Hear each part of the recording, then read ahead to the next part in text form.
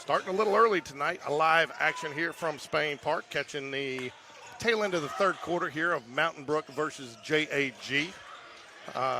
Mountain Brook commanding a 22-point lead here, 3:19 remaining in the third quarter. So, Lady Jaguars victorious this morning against LaFleur, Mike. That'll be an impressive win. That'll be our next game coming up. Lady Jags had about a 10-hour break and play again.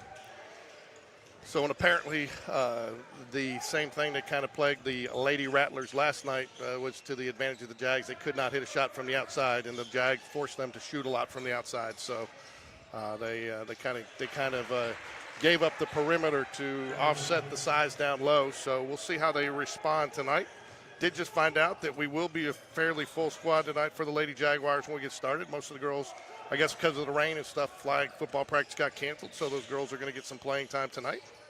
But I do expect some of them to be a little bit limited. They're going to try to keep them rested and healthy for tomorrow's quarterfinal matchup. Semifinal matchup against Vestavia, a team that they've met already. If you hadn't had an opportunity, go out and check out our flag. Or is it live? Is it public yet? Oh, no. Yes. No. It will be tomorrow. Yeah, we'll make the public tomorrow.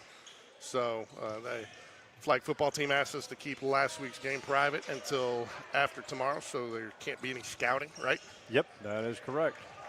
I'll tell you, we've seen this story before. Mountain Brook dismantling a talented athletic team. They are. So we have flag football players for Spain Park: Nyla Calhoun, Abby Watley, Chanel Hunter, and is Lindley Frank still playing flag? Or no, I don't believe so, but you do have Libby Gray playing flag. Right. And I believe that's it, but there could be one more in there. 4 on the roster. And that game tomorrow is at noon, correct? Are you going to go? No, I will be in the other studio. I would like to. Mike Loreno, superstar broadcaster extraordinaire. Mm-hmm. So.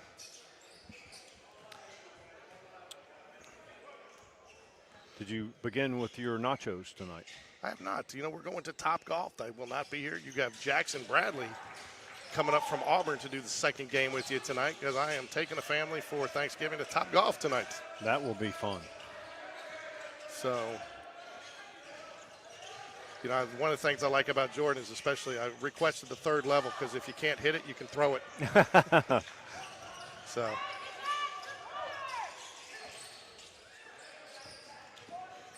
Oop, you got to start working the camera. Got to get in the camera mode, Mike. We're sitting there talking. I'm not even moving the camera. I guess I'll be running the camera, and Jackson will we'll let him do some play-by-play and color during the boys' game. There you go. It's fairly simple to move the camera. Just only two directions, remember, left or right. Yeah. The remembering part is the catch. Every once in a while, I still get caught being a dad, even though I don't have a child playing.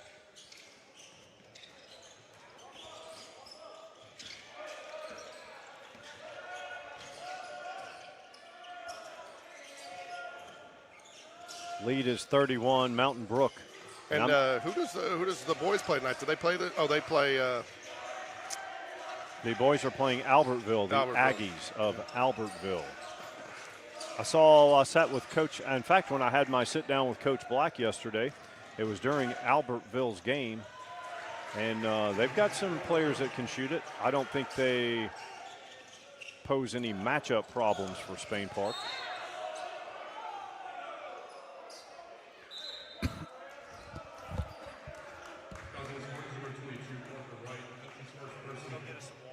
All right.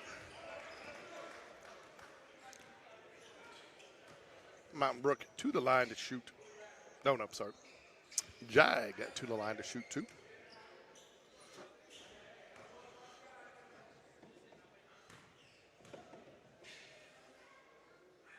First one in and out. Try to make a correction here on number 2. 32.3 seconds left here.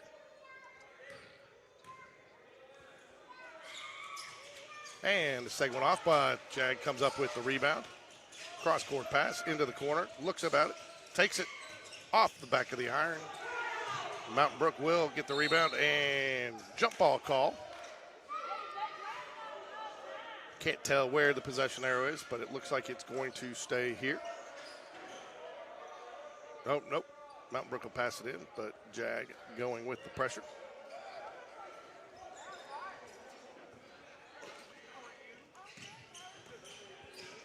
Stick around for our next game. It will be the Spain Park Lady Jaguars against the Tuscaloosa County Wildcats.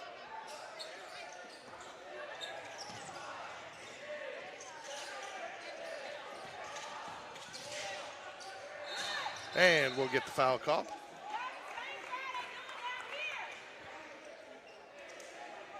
.3 seconds left. It will not be a shooting foul. Mountain Brook to inbound with 3 seconds left. Jag will put a, and uncovered, and just lost it hands out of bounds. Good pass. Somebody lost him on the backdoor cut.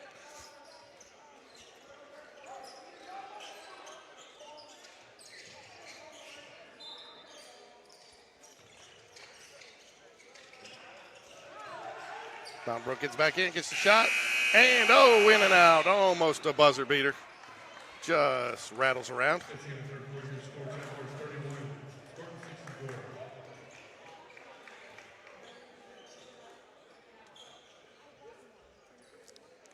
Running just a little bit behind here for those of you looking to join our 6 o'clock game. Kind of the norm for a tournament, right, Mike? I am assuming we will be hot clock action here in the fourth quarter.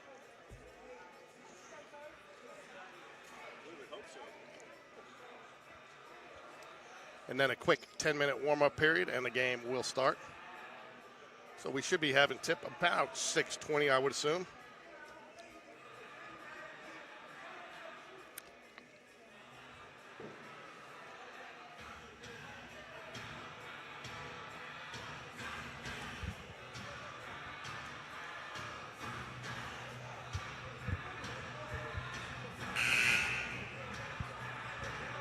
DJ Jazzy Josh once again refused the headset. Oh, yeah, you never get them on.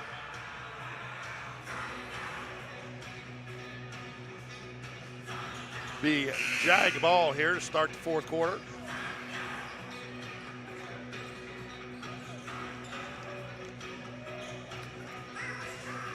I'll tell you, I was watching the first half of this game, and Mountain Brook comes at you in 3-man waves. He was bringing in 3, 3, 3. There, everyone's fresh. They go full speed, full court. I remember when Bucky used to be here. He'd sub 5 at a time. Yep. And he had 3 sets of 5 out there. He had. And you wouldn't see a drop off.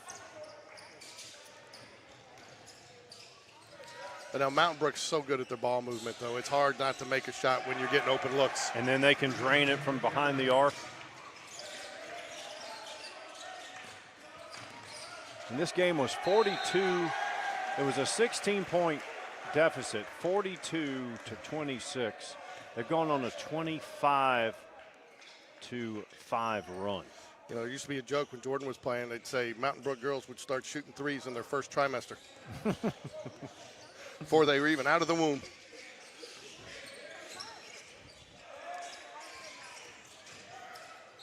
And the drive to the lane. That will send him shooting too. Oh, and they are stopping the clock. We are not going hot clock here in the tournament. Okay. Well, more reps, more minutes. But look at the Jag bench. They only have, looks like they have 4 eligible players. And I think they've only gone 7 or 8 deep. And against this Mountain Brook pressure, that's a tough ask. It is a tough ask.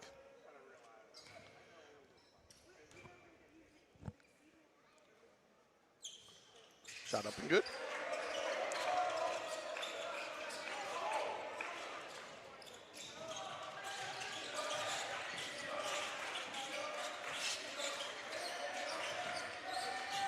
Just get it across.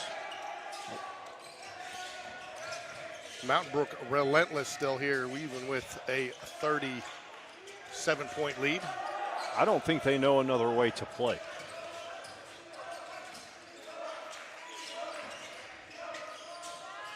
Nice little three off the screen. 24 for Jag. Hit a 3 or 2 in the first half to keep them within reach. Must be only hot clock in the free throws. Yeah. I mean, they must stop Timeouts and free throws.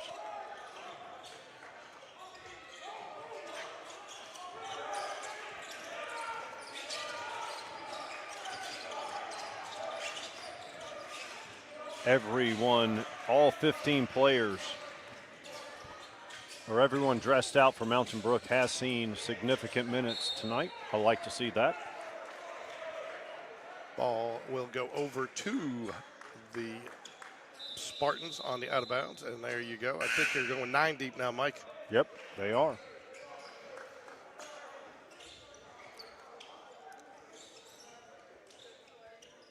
Hey, look at the Jag coach. He's got positive body language. The kids know they are getting run out right now, but he is focusing on each possession and making sure his kids do not get too down.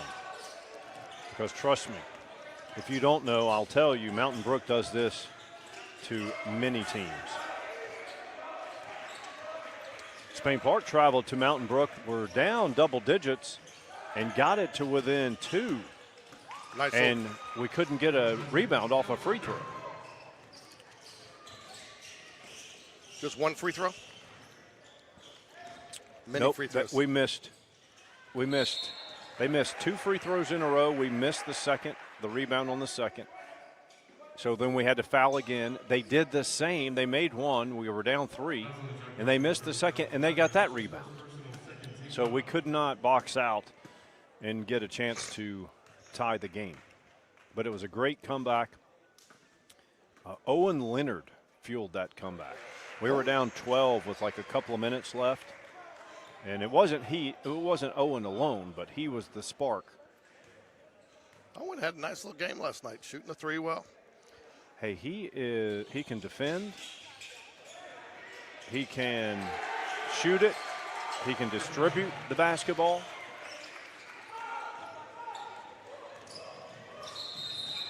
Get more carry.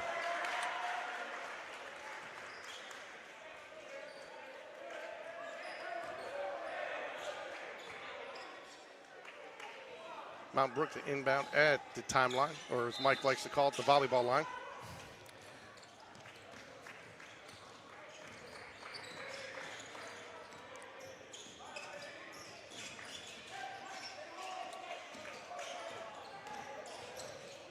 Oh, gets it out of there with the swat. Crash Davis. Crash Davis. I saw Tommy Morrison last night leaving. I said, no more oversleeping. He said, I learned my lesson. Yeah, that lit a fire under Tommy. I told him, no, he handled it well. You know, I thought he handled it well. He supported his team while he was out. And now, at first, I thought you said he wasn't playing at all, but nice little move under the basket. 3:32 left here, 73-37.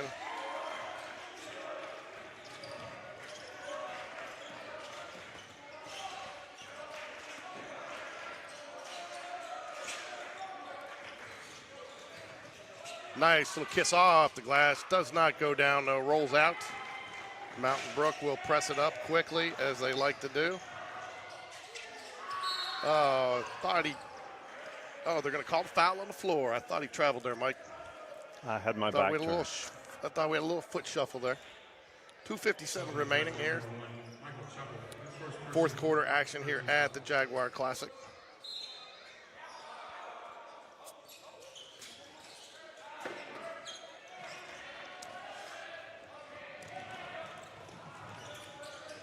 Don't have rosters for these two, but that's a double dribble. Number 1 there that just double dribbled, I believe he scored 6 of their first 9 points. He was their entire offense the first quarter. What time did you get up here? 4:30. Thought we said 5. Early is on time is late. 2:12 remaining here, fourth quarter. Mountain Brook with the game well in hand here. Shot well from the outside today, as they usually do. Mountain Brook 4 out, 1 in. A version of 4 to score.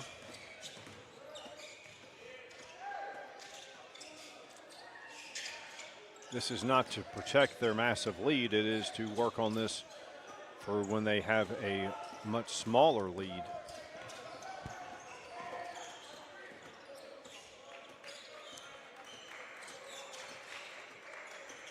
Lots of ball rotation. I'll tell you, they work the ball around, and they'll get it inside the paint and then dish it out, and they can usually 4 or 5 of their players at any time can knock down the tray ball. It's just so difficult to defend. And this is your bottom 5 for Mountain Brook, and look how they're handling the basketball. Disciplined, protecting it.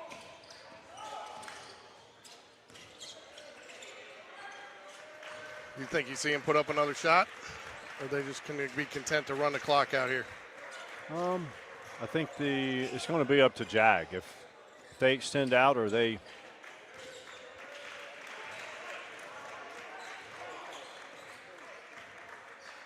looks like this might be the final. He's got to count. Forced to pass it there. Yeah, I don't think they're going to take another shot. Oh, he is going to take it in, lay it in. Try to, anyways. 22 seconds left here. They will get an inbounds. I think it will be Jag basketball here. 16, 15, 14. Jag will bring it up. Mountain Brook still in their patented press. Nice shot to finish the game, young man. Yep, running one-hander. Final score deficit is 34 points. Mountain Brook 73, Jag 39. Jag, the school formerly known as Jeff Davis. So we will be back here in approximately 10 minutes for the tip of your Lady Jaguars versus Tuscaloosa County Wildcats. Stick around.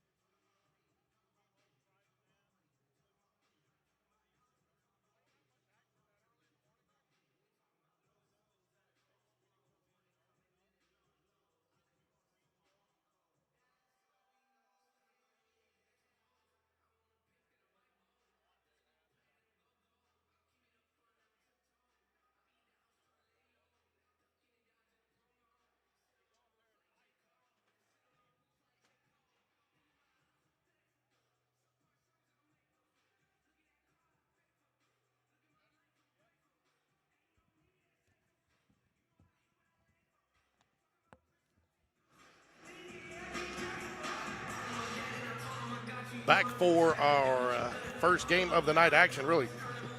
First time we have covered the Lady Jags this season, George. Lady Jags fresh off a win this morning against LaFleur. A commanding win. I think it was in the neighborhood of like 55-14. Tori and MC both said they watched the morning game and they were impressed with the Lady Jags performance. Speaking of former Lady Jags, we've seen MC Hunter, Tori, we've seen Campbell Busby right in front of us. Yeah, and I know Jordan was up here this morning. A who's who of Lady Jags. That's nice to see them all coming back up. I know they're all missing it. I know they miss it. So they miss the team aspect of it, and we miss seeing them. So, and several of the Lady Jag football players will be playing this evening. All except flag football players. Nyla, Libby, Abby. Chanel is not, she's on the court, but she's not dressed. The flag football team will play Vestavia tomorrow at noon. Quick turnaround. That is a semifinal game, trying to duplicate what they did last year, making it to the state championship game. My guess is you will have they will play Central Phoenix City again. I did not see what the result of that game was. Did you look at the bracket? I did, but Central Phoenix City once again has been just mowing everybody down. It was like 50-0, 39-0, 54-0. They have not allowed a point in the postseason, from my recollection. It was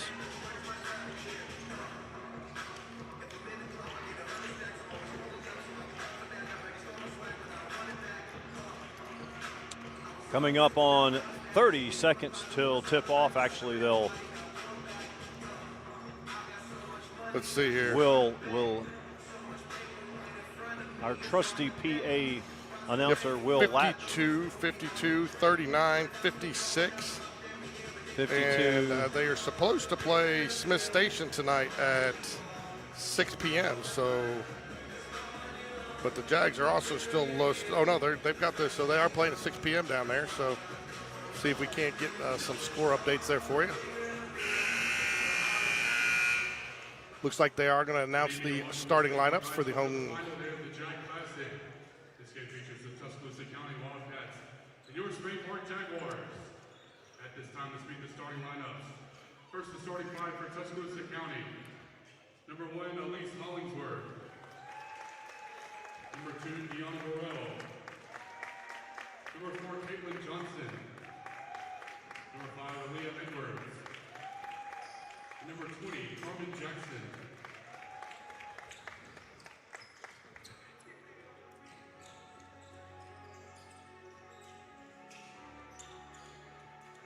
New fans on your feet and make some noise. It's time to meet the starting five for your Spainport Jaguars. At guard, a freshman, number 0, Nyla Calhoun. Is it really fair to call her a freshman when she's been playing varsity for 3 years? This is her third year of varsity. So she'll get what? She'll get 6 varsity letters? Well deserved, too. Our only senior, number 4, Tegan Huey. Libby Gray, also a flag football player. Libby Gray is a solid little player. She's got to get a little bit more confidence in her game, and she'll be hard to stop. She's still thinking a little bit, talking with Coach Hatter a little bit. Just got to get her out of her head and just a little bit more feel. But the speed of the game's a little different up here than what they were playing last year. It is. You've got Elle Smith, a current 8th grader. We saw Nyla and Ava Leonard playing up from 7th and 8th grade. And they made it look like a simple transition, but it's really not. It's a big leap. You have your rosters? I do have my rosters.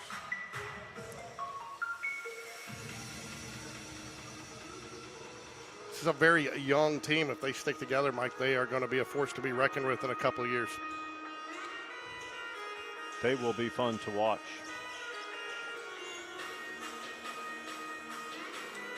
Libby Gray will jump for the Jags.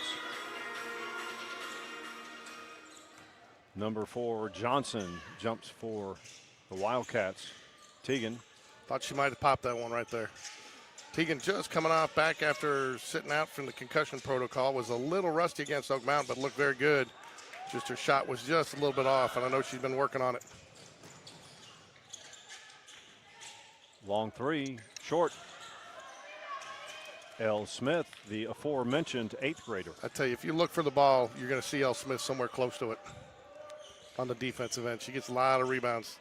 She also loves driving the ball inside on the offensive end of the Short corner, nice dip, dish down low, triple teamed. dribble out of there. 3 seconds. Still at her dribble, needs to dribble that out of there, but she did shed 3 Wildcats on her. They are the Wildcats, correct, Mike? They're not the Cougars, they're not the Gators, they are the Wildcats. Coach Hatter elected for a little full court pressure right here out of the gate. We haven't seen that much over the last few years. Nice dish down low, Maybe and the that's- finish. And maybe that's why. Aaliyah Edwards, first points of the ball game. Tuscaloosa County will come back with the full court pressure. Oh, just right idea, just a little short. Teagan has it. Nyla brings it up the right side, has her eyes up. Jag stuck with it. L over to Lindley. It'll be Gray back out to the top. Tuscaloosa County in a 2-3 zone defense. Coach Hatter instructs the girls what he wants, the way he wants to attack this zone. Ooh, some careless passing so far. Tuscaloosa County up 4-0. 6:15 remains in the first. They do get it across. Teagan has it up top. Nyla will reset the half-court offense.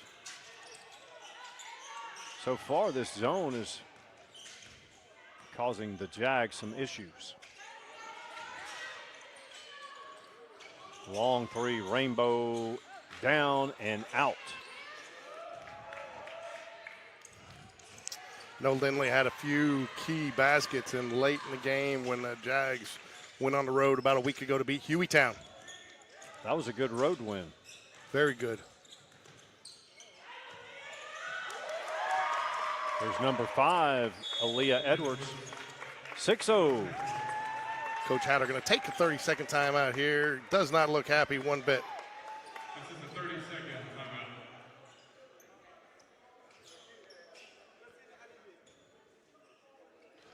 So showing a little animation down there. Animatronics. Oh, look, Sarah Lynch out of the boot, walking around a little bit. See her hobbling still a little bit after that blown Achilles. I talked to her briefly earlier today. She gets some swelling at the end of the day and just has to elevate nice. So Rice, right? Rest, elevate, nice. Yep. Or what's it? Right, Rice.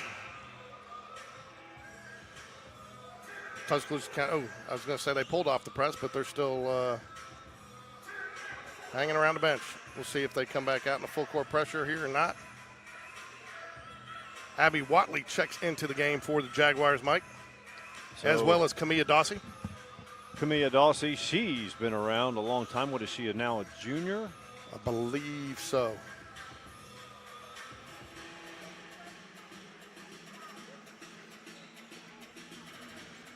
Tuscaloosa County will come out in the full court pressure. Not sure what we're waiting on here. Some spilled drink on the floor. Told you to keep your lid on, Mike. I've been told to keep a lid on it many times. Wildcats lead 6-0, 5:26 remains first quarter. They're going full court pressure here. Beat the full court press with the pass. That's how you do it. Nice pass. Teagan Huey. And the She bucket. will finish. First points of the game for the Jags. And that's how you break the press, ladies and gentlemen. Eyes up, beat it with the pass. Nice on-ball pressure here by Nyla. Long 3, down and out. Kamaya Dawsey. Look how she's got her eyes up surveying the floor. A couple of years ago, you wouldn't see that. Directing some traffic, sending L. Smith to the other side of the floor. Quick ball movement. Left wing, Kamaya drive, short corner, back out to Nyla. L. Abby. Like the ball movement. Good solid 2-3 zone by the Wildcats. Jags haven't solved it. Their one bucket has come on a transition. Oh, little miscommunication. You still got to chase it down, though. Yep, that was. She knew she was going to get the over and back, but you got to chase it down, take away the easy bucket. Little miscommunication there.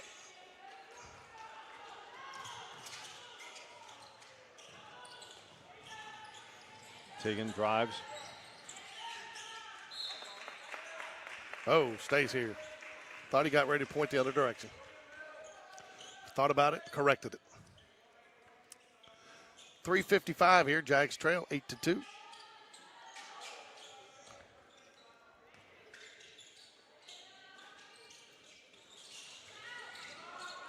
Abby, offensive rebound.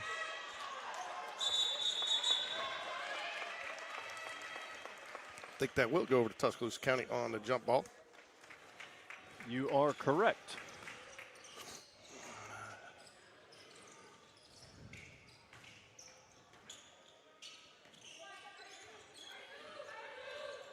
Jags in a 1-3-1. Coach Hatter seems to like extending that defense out, getting them, bring them a little higher, making them penetrate a little farther to get the shot. Offensive rebound. Ooh, that's got to be an over the back there, I would think. Jaguar basketball. Good position there by Tegan Huey on the rebound. First foul of the game. L. Smith to pass it in for the Jaguars. Can't move. Referee instructs her.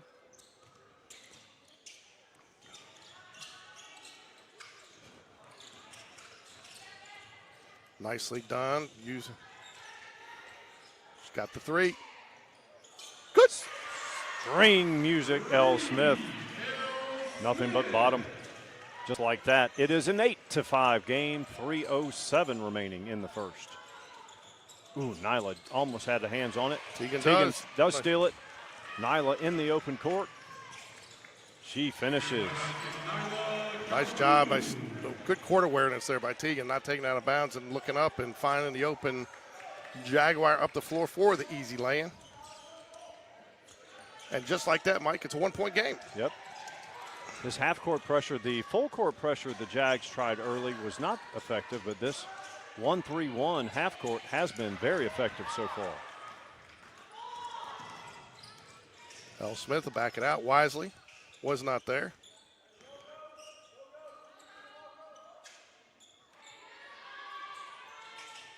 Kamaya, nice shot. Off the front. I like the form there. It looked good. You can tell she's gotten stronger. It's not as much of a heave, it's a shot now. It is. Lindley Franks will check in for Nyla Calhoun there.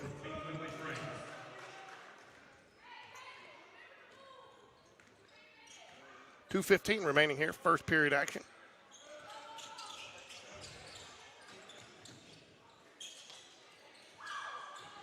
Kamaya Dawsey gets the defensive board. No number. She slows it a bit inside of 2 minutes in the first quarter. L. Smith left wing. Ooh, I like the pass there. She just recovered. Oh, definitely a foul. I thought she might get away with it there for a second. He was a little late on the whistle, but definitely a foul, Mike. 1:45. Let's see who's at the line for the Cats. Been a fairly clean game so far, only 2 fouls.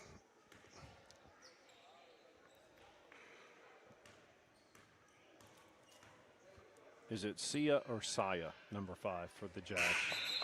Yes. Yes. Okay. Sia. Sia. We'll go with. Just like the singer. Yep. Her hair's a little shorter though. Does she sing that song "Confident"? I think so. Yes.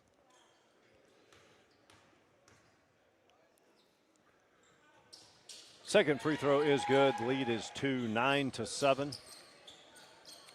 Wildcats full court pressure, 2-2-1.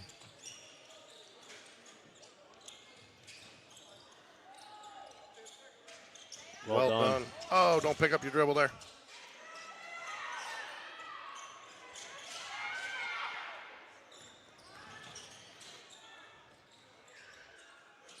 Jags still picking up the dribble a couple of times, Mike. It's some unfortunate times. Seemed like a couple of years ago they couldn't get it across half court against a good press. That's improved immensely. Well, without a doubt. Nice cross-court pass there. Good ball work. Abby Watley fights for the rebound.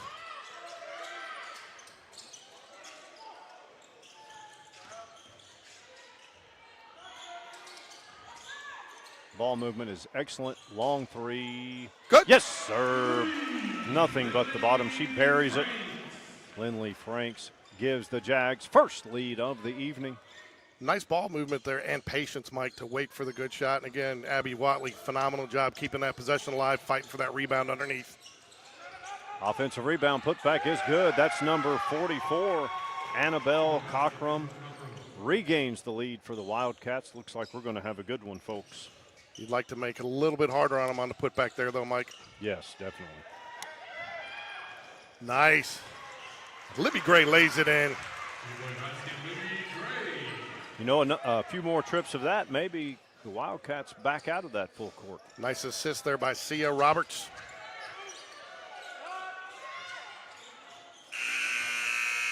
Man, the Jags really, that timeout, well positioned timeout there by Coach Hatter to kind of settle his team down, get them in position, and they definitely look like a different team after he called that timeout, Mike. Yeah, very effective. They beat you could tell there was less dribbling. They were more effective in breaking the press. And then in the half-court offensive set, and then also on this end, they went to that 1-3-1 half-court trap, which gave the Wildcats some issues. They did, you know, and the Jags had some success with that last year when, if you remember correctly, they switched to the 3-2 defense, Mike, to pull up those people and make them have to get through a little bit more layer, the higher layer there to get to the basket, and the Jags really had some success with that. And since then, I think Coach Hatter's like extending his defense, especially when you're not outmatched size-wise here. Yeah, because on a 1-3-1, you are vulnerable on the low block. Because on the 1-3-1, a lot of times your one back there is a point guard or a two guard. Right. So the way it's designed, but and it did show some effects there with number 44, Annabelle Cockrum, getting the offensive board in the putback. But any zone defense, it's going to be a issue with rebounding. Looks like Tuscaloosa County will be content to settle into their half-court defense here. Jags get the possession to start the second quarter here, leading by 1. And Tuscaloosa County's 2-3 zone has been effective. Jags, most of their points have been 3-second violation, have been in transition.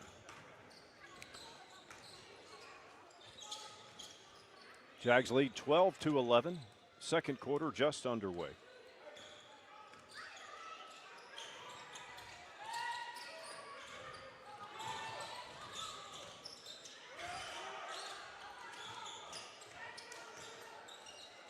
Jags doing very well guarding the perimeter. Oh, Libby Gray swats it out of here. Not today, my friend. Libby Gray says, get it out. Tell you what, they did a nice job there collapsing, too, on that shot. Interesting inbounds formation. It was all a ruse. Jags still up 12-11. Long rainbow. 3 seconds. Man, I've seen more 3 seconds calls today in 2 quarters than I saw all of last season. Yes. You know, they are making a point to tell these teams no campfires. No campfires in the lane. Ooh, she baited her on that one. Fortunate to stick with the Jags here. Alice Teagan going to check back in here for probably Abby Watley. Teagan Huey, the lone senior for Spain Park. I had to look for her banner the other day. I didn't realize they put her over there with the boys, so she wasn't singled out.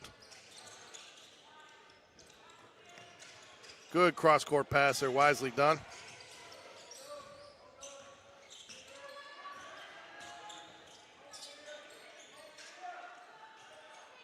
Kamaya, right wing, back to Lindley. Ooh. Tegan tried to get it down to Libby. Did not have the angle. They're sagging in on this 2-3, and it's making it difficult. Kamaya long, rainbow. Good. Tegan Huey. Oh. Sia Roberts comes up with it.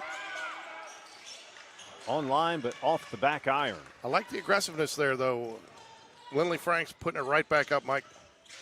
She missed her first attempt, hit her second, missed there, but you got to keep firing when you're open. Well, they're good looks. She's not missing by much. Just 2 strong shots off the back of the rim there. Those will settle in at some point. Ball will remain here with the Wildcats. Oh, no, they called a foul. I thought he called it out of bounds. Nyla Calhoun will check back in, as will number 24, Morgan Bryant. First sighting of Morgan tonight. Jag sagging in. Looks like a 3-2 on the inbounds. Nyla Calhoun tried to chase her down. Nyla has good on-ball pressure here. Ball will go over to the Jags. And you know what? That on-ball pressure there, Mike, took them out just out of the rhythm a little bit that they were scrambling down there. Never could get it set up, and I think that helped result in the turnover. That 1-3-1 does not work. It is not effective if you don't have a ball hawk up top that can recover when they're putting the pressure on. Libby down low does not get it to go. Sia Roberts, good job keeping her eye on the ball there.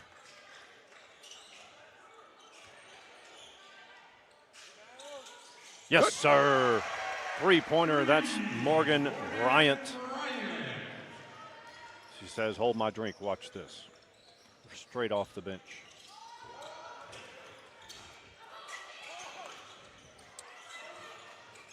Oh, good. Oh, almost got there. Just draws enough contact to get the foul, Mike. Like the Jags are really playing an aggressive style of defense. L. Smith will check back in for the Jaguars here. 5:19 remaining. Jags lead by 4. Got a 30-second timeout. This is a 30-second timeout. So, Mike, we will be here for 2 games, or you'll be here for 2 games. I'm heading to Top Golf after this for a little Thanksgiving festivity, but you'll be joined by sophomore Auburn student Jackson Bradley. Former three-point sharpshooter here at Spain Park. And the brother of Kate Bradley. Kate Bradley. That's Kate Bradley's brother.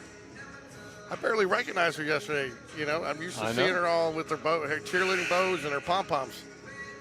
I did a post. I forget if it was.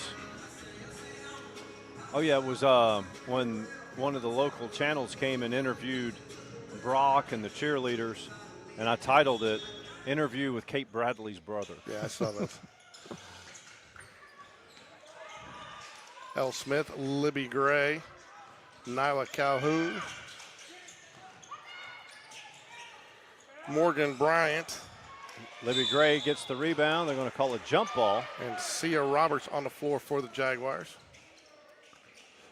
5:06 remaining here. 2 fouls on the, I guess the Jaguars are the Jaguars are the guest here in case you're looking at the score. They're wearing dark. Yeah, they are in the dark. Taken away, Nyla. Good defense there on the inbound. Wisely pulls it out.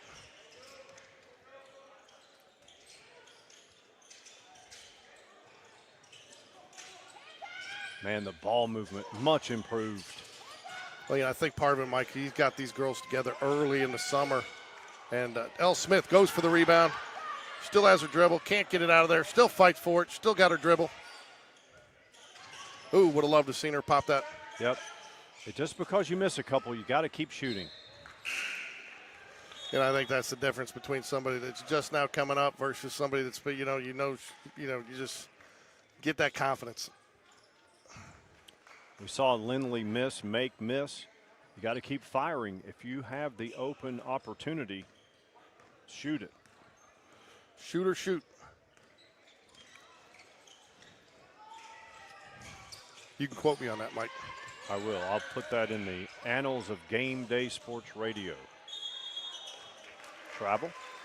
Jags trailed 6-0. Since that point, they have gone on a 15-5 run. L. Smith to pass it in for the Jaguars. Nyla Calhoun. Got to beat it with the pass, young lady. I think you would have had numbers. She did. She took one dribble too many there. It was a good step through. She just needs to pass that one dribble earlier. Tegan Huey to check back in here for the Jaguars. 4:06 remaining. A little bit of a scoring drought for both teams here, Mike. Yep, last couple of minutes. No points. I like Kanai. Ooh, long three. Right on line. Tegan Huey, offensive board. They'll get her for the wall. Travel. She couldn't decide what to do there. I'd love to have seen her take one dribble and put that back up, Mike.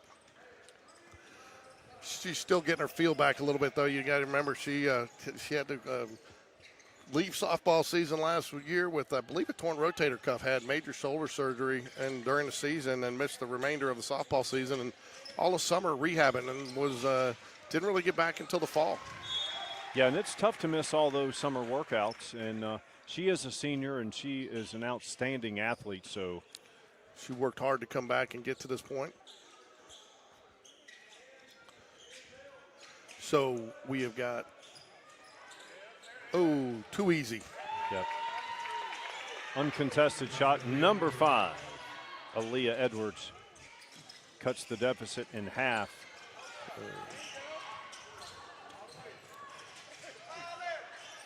L. Smith. Oh, no, that wasn't L. Smith. Sorry. Nyla, look ahead. Nice job. Good job, Libby Gray. Pass it back out. Good. Nothing but bottom.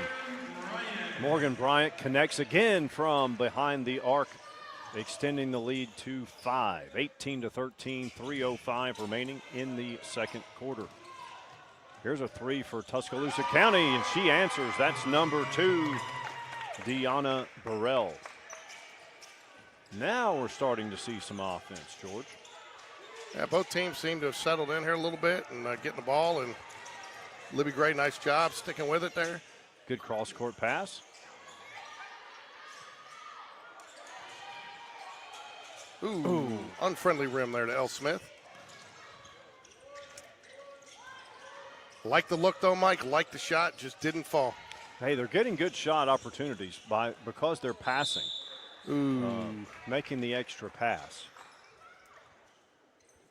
I think if she had stayed set there and didn't jump, she probably wouldn't have gotten the foul call there. But once she left her feet, there's no choice but to call it. Yep. Because she did have position to start. 2:26 left here. Chance to tie it from the free throw line. Wildcats. Gets the friendly bounce. The old Kentucky roll. You know what they call the bagel? Nyla Calhoun will check out for Camilla Dossie checking in. Get Nyla some extra rest. Short. And that doesn't even hit the rim. That will go to the Jaguars. If you're out there watching, go ahead and give a shout out to your favorite Jaguar player on the chat. Let us know that you're there.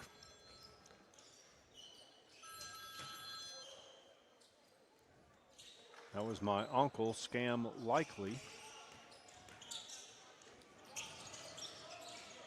2-2-1 full court pressure.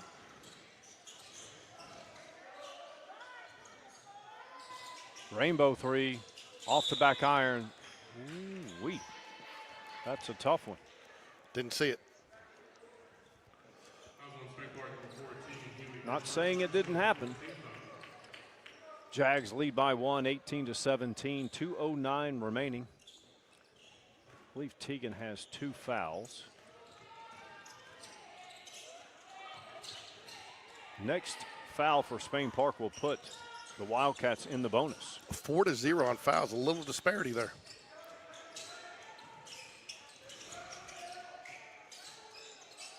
Closes her off in the corner nicely. Good job by Tegan Hewitt keeping her, standing her ground. And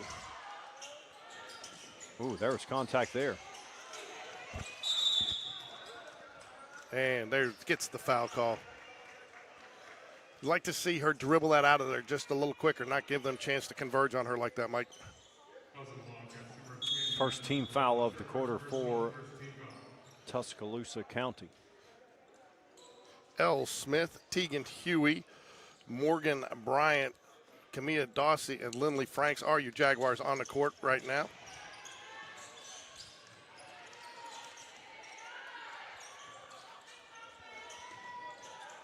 Good. String music. That's Lindley Frank. Buries the three.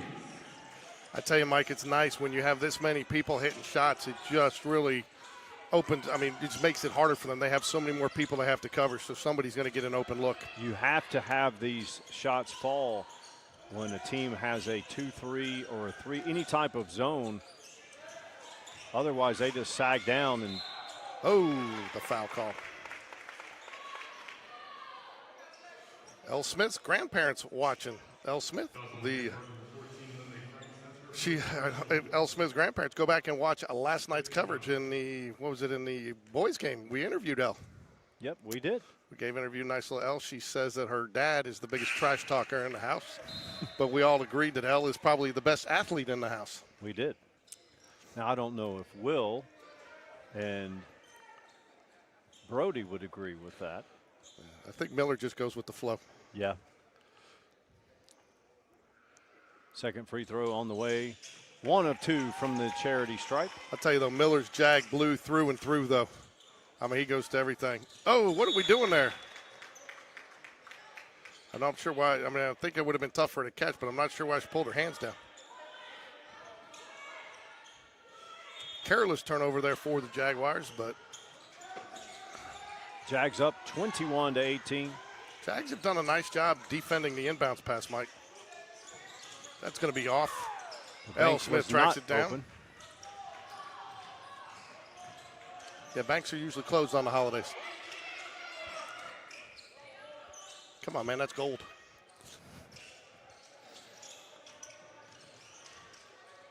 Tegan drives baseline. Keep taking it all the way, Tegan. I think she's still getting her basketball legs back a little bit. She had that concussion, was out about 10 days. 22 seconds left. I think Jags are going to be content to either work for the perfect shot or take the last shot here.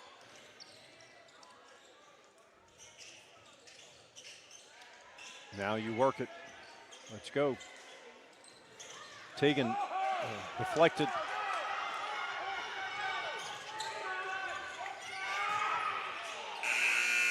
That's the end of the first half. Spain Park 21, Tuscaloosa County 18. The foul disparity, not much of an issue there, Mike, but definitely interesting to see how that plays out in the second half, especially with the number of fouls on the individual players for the Jaguars, and see if that impacts Coach Hatter's rotation in any way, shape, or form. Right. I do not think we have players in foul trouble. I will check that at the half. We will be back after a short break here. Hey, Josh, you want to fill halftime?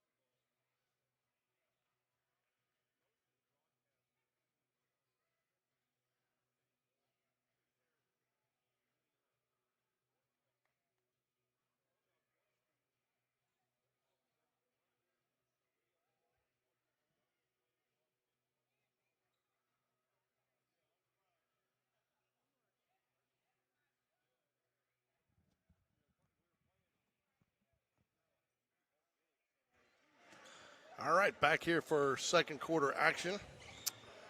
Tuscaloosa County inbound the ball here, trailing by 3 to start the second half. Jags back with their original starting lineup to start the game.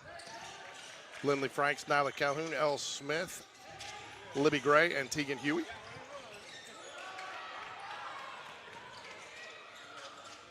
Long three off the front of the rim, tracked down by Lindley Franks. Up to Nyla Calhoun at half court. She'll bring it across. Back out to Lindley Franks at top of the key. Back over onto the wing. Nyla Calhoun. Oh, Tegan Huey. Nice shot, Libby Gray. Man, that was excellent half-court offense. Did a nice job. You know what, Mike, impressed me the most? As young as they are, they know where to be. You know, and they're looking into that spot, and they're in the right places.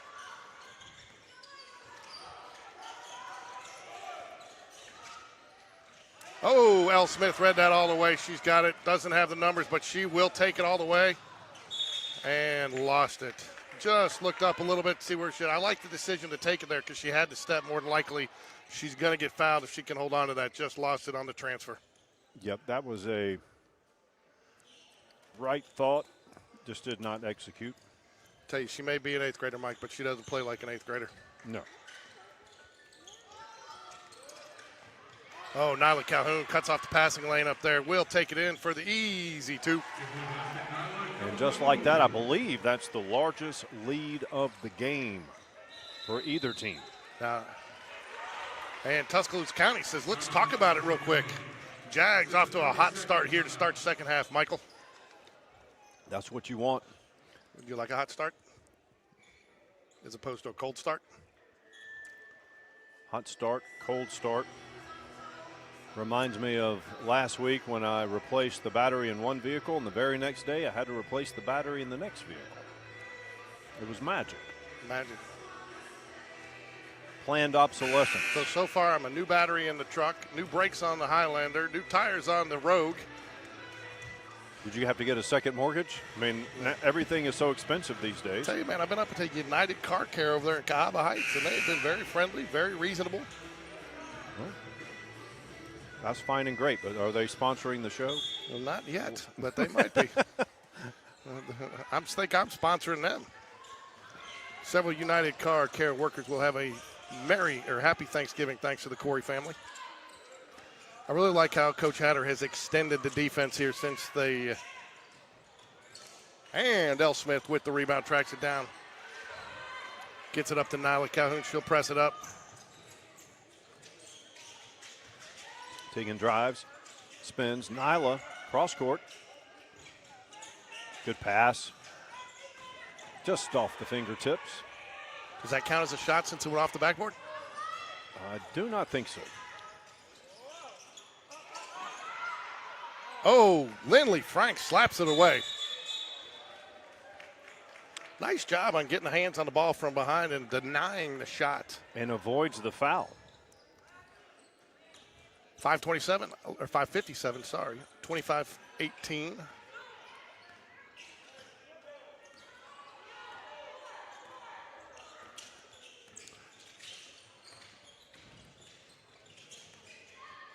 Weave out top. Good motion. Nice drive. Lindley Franks. Lindley Franks. Wow, what a difference from her game from last year to this year. I know I've said that a lot about a lot of these players, but. Well, you know, too, she was hurt a lot last year. She had some, I think, some tendonitis in her knee and struggled a little bit and had a shoulder issue. And so her minutes were severely limited based off of her physical condition. But she tried to play through it. You got to give her credit. She toughed it out as much as she could. We needed her last year, too. We didn't have the numbers. Now, the other thing, too, you know, with some of the Barry girls, unless they make the decision to fully pull them up, which I think they've done with Elle, it looks like Smith. I know she's going to play a few Barry games, but I think she's predominantly going to be varsity. But with Lindley, she was only limited to, I think, 8 to 10 games last year that she could play. Right, right.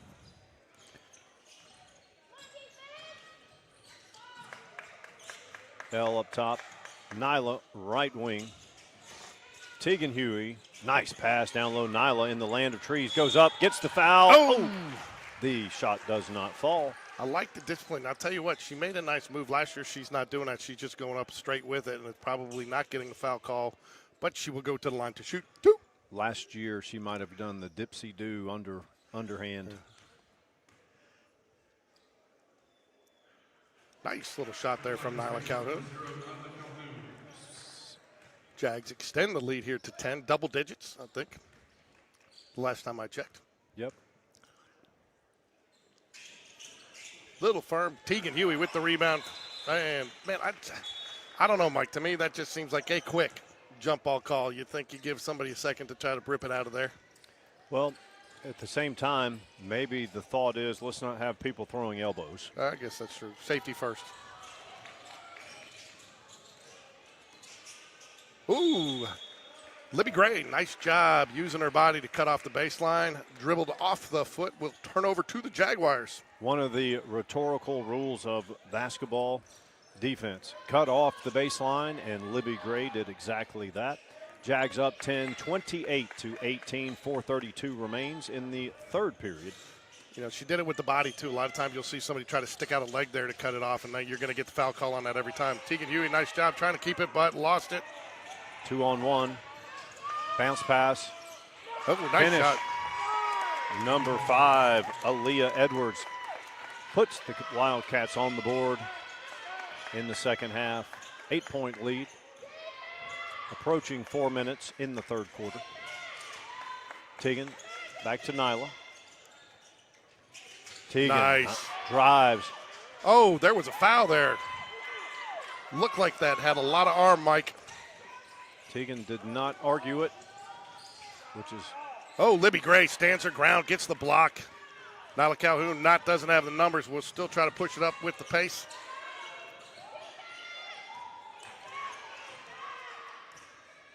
Mike, it just feels like the Jags have picked up some confidence even as this game has gone on.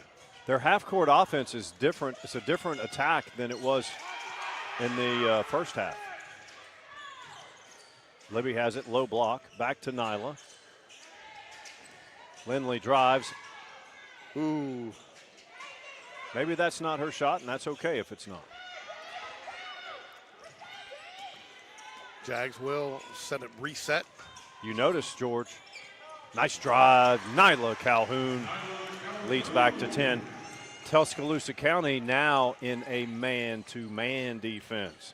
Those three-pointers force them out of that 2-3 zone. Well, you know, good coaching by Coach Hatter there, too. If you notice now, since they've gone to the man-to-man, they're attacking the basket. Spreading the court. There Libby we go. Gray is just eating them up on the inside. That's her third block or turnover in the last three possessions, I think, for Tuscaloosa County. Huh? I think that's her third block there. Just take the ball away on the shot. They will get a much-needed rest there. Tegan Huey, Libby Gray, Lindley Franks, and Nyla Calhoun all check out. Camilla Dawsey, Morgan Bryant, Abby Watley will check back in. As I think I got everybody covered there. Oh, no. 1-3-1, half court. As well as Sia Roberts will come in. Sia Roberts, a couple big threes in that first half, Mike. She did. She had a good stop on the defensive end. 10-point lead, 2:20 remains, third quarter. Jags are the guest. It is their gym, but they are wearing black. They are the guest on the scoreboard.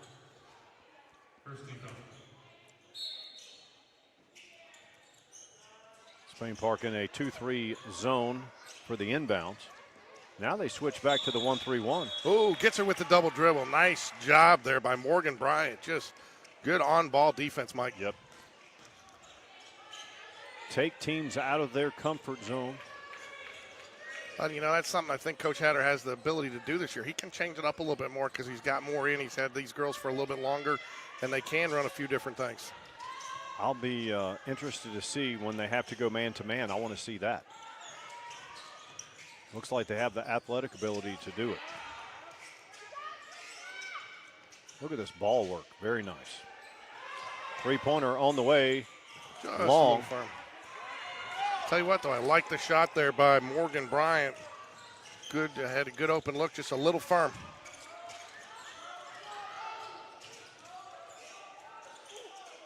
Offensive rebound, put back, no good. Elle Smith, oh, she goes down.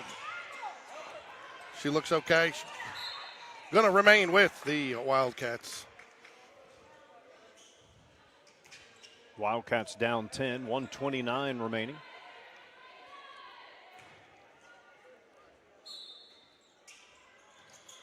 Nice inbounds. Does not go, but number 5, Aaliyah Edwards, will go to the charity stripe.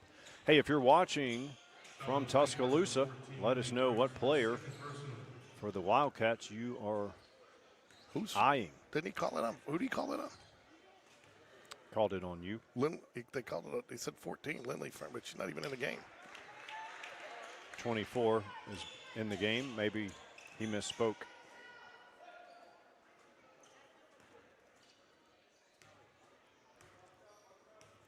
Should be number 11, I believe. Abby Watley, the foul call should be on. Ooh, good box block out out there, too. Good box out to keep the shooter from getting it there by Sia Roberts. Yep. Sia Roberts has had a nice game so far today, Mike. Yep. I have not seen her play yet this year, but so far I am impressed.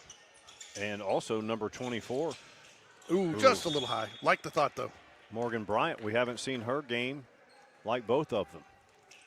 Yeah, they're only going to continue to get better. Let's see if we can't keep this group together for 3-4 years and put a run together. Oh, Camilla Dawsey closed on it very nicely. Read that pass well, Mike.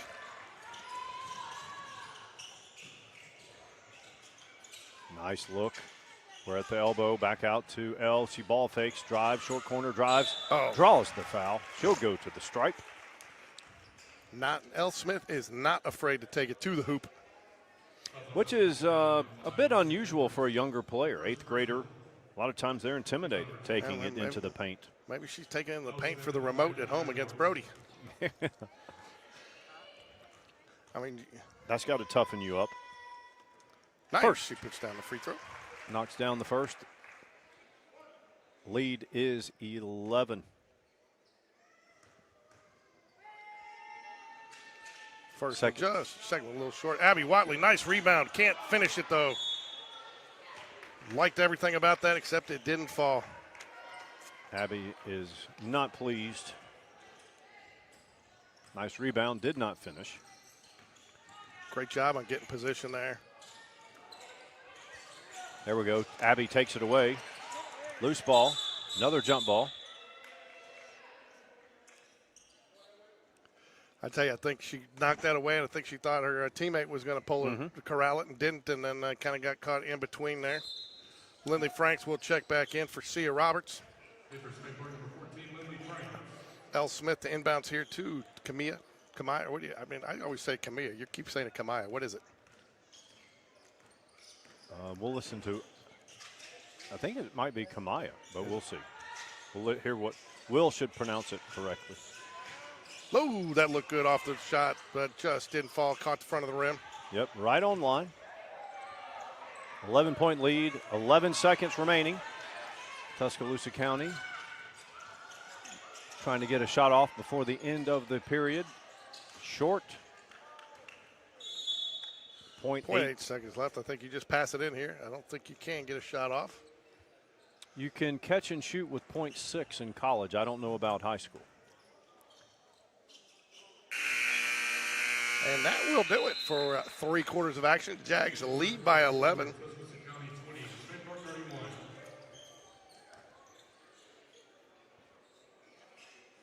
Jags lead by 11, have a chance to, I think they won Saturday too, have a chance to go 3-0 in this tournament. They're not doing any places, right? It's just a round robin. Yes. Get some teams some experience.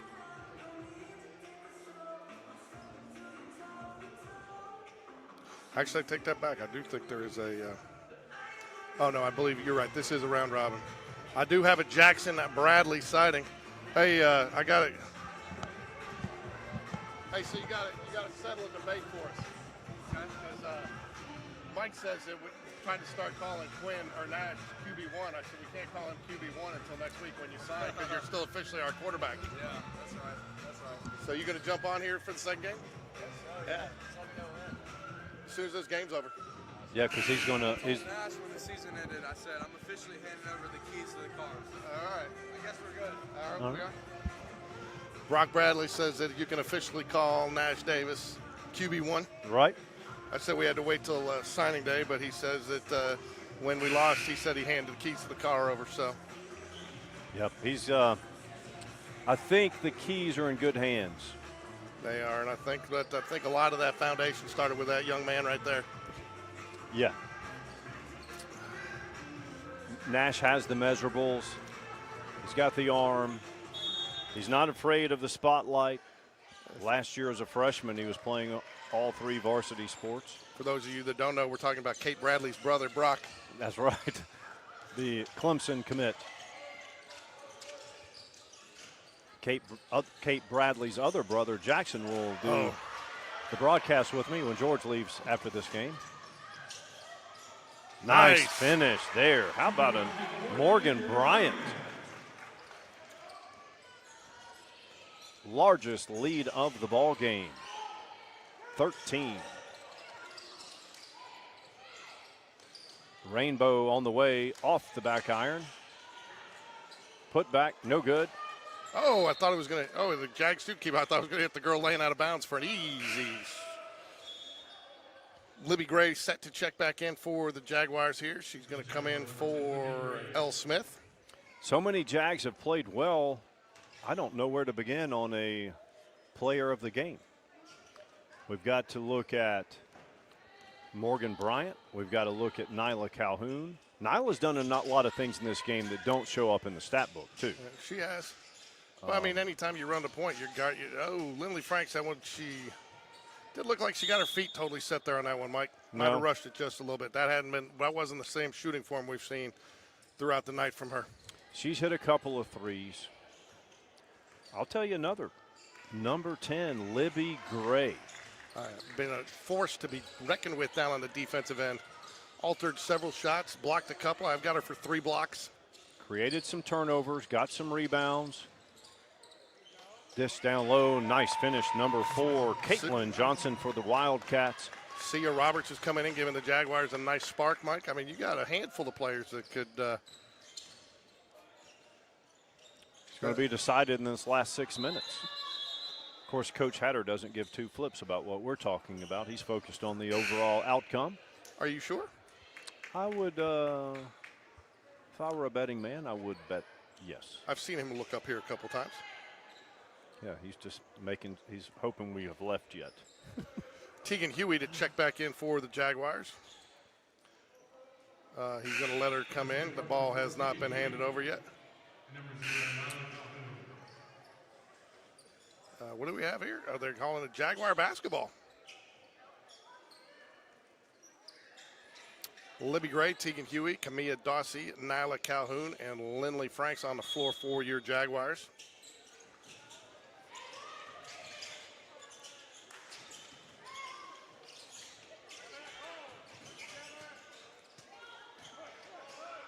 .11 lead, 6:10 remaining in the 4th quarter.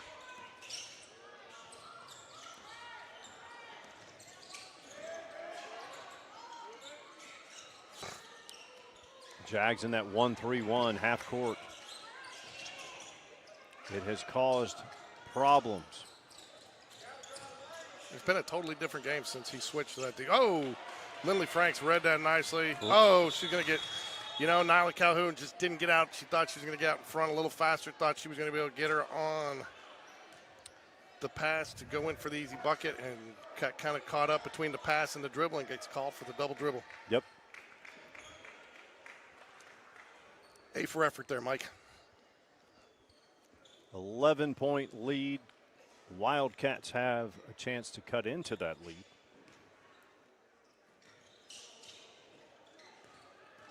Interesting.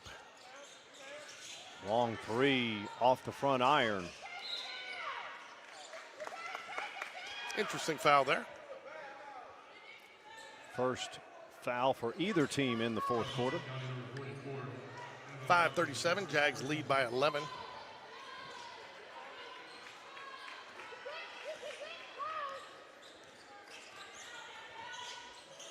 Oh, nice pass, Tegan Huey with the assist into Libby Gray. Libby Gray. Look, the ball movement is off the charts. Solid. 13-point lead. It's nice to see the Lady Jags winning in tournaments again, Mike. There's a long dry spell there. Tegan Huey deflects it right back into the hands of the Wildcats. Oh, didn't have to save it there. Oh, it went off Libby's hand. Oh, it did? I didn't realize that. Inside of 5 minutes, Jags up 13. Good court awareness there by Lindley Frankston.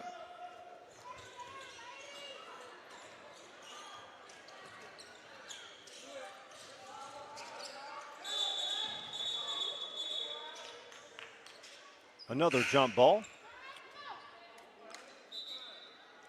L. Smith to check back in for Lindley Franks.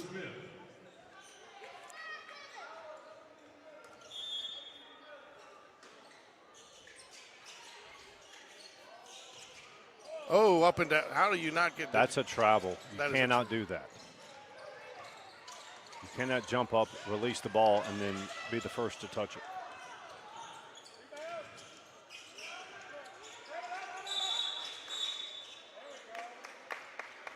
Foul on the floor.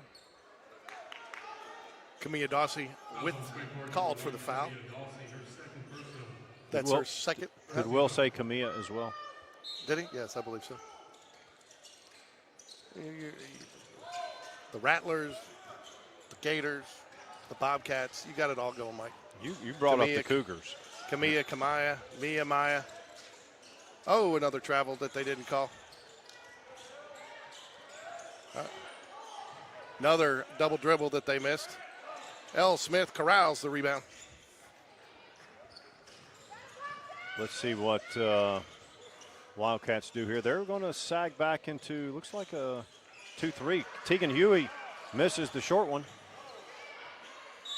You know, she got caught right in front of the rim there, and I didn't really realize where she was there because she went up, and I think she thought about putting it off the glass and really just needed the finger roll lay in. Abby Watley will check in for Tegan Huey.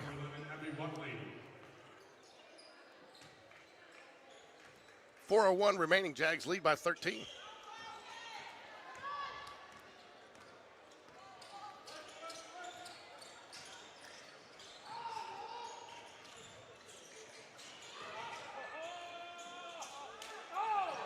Libby Gray, Mike, did you see that? Yes, with authority.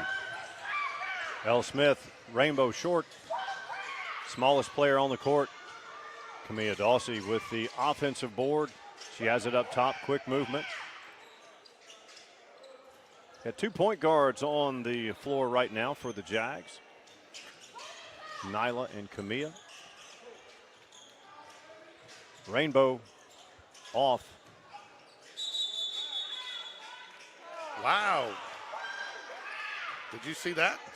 I saw the call. Didn't think it was tied up, but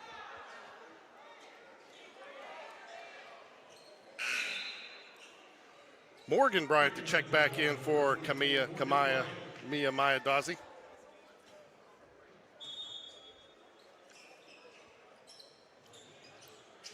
Morgan Bryant, 3 ball.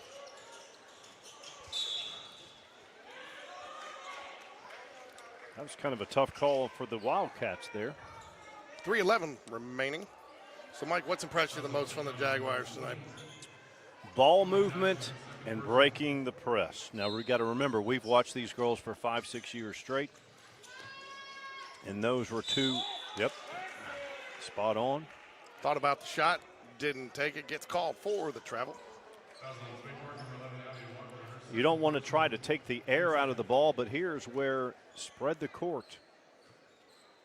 The clock is on your side. You're up 13.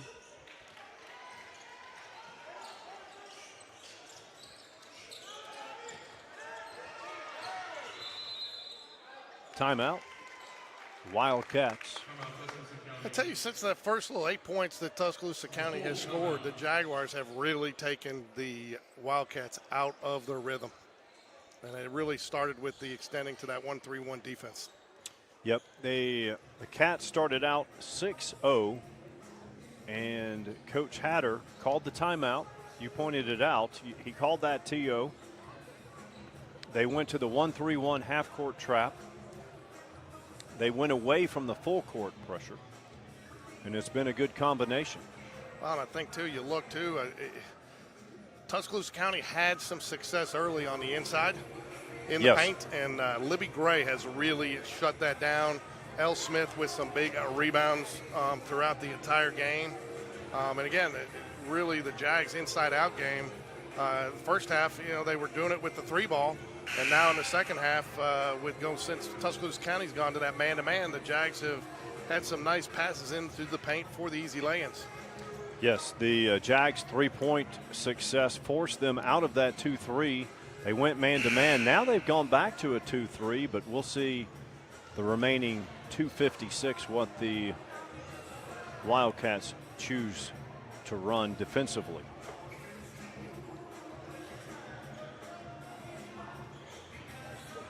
I do see one Jaguar missing tonight, Avery Norwood. I don't see a 22 out there anywhere tonight, so not for sure she's on the roster, but we'll give her a shout out. Not here tonight. Doesn't look like it. Do you see her? Do you see a 22 down there? I do not.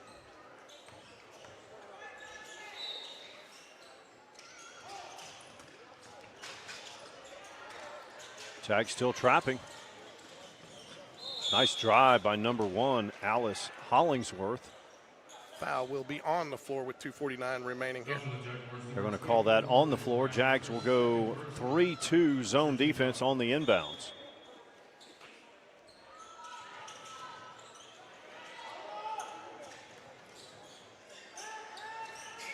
Oh, nice Tegan tip away Huey. by Tegan Huey. Eyes up. Nice job, young lady. Nice job. Jump stop, Morgan Bryant. Morgan with the finish. Tegan Huey with the dime. Tegan did a nice job there too, Mike, waiting to the precise moment to pass that. She passes it too early, too late, then they don't convert on that. That was a tight angle. Largest lead of the game. Jags up 15.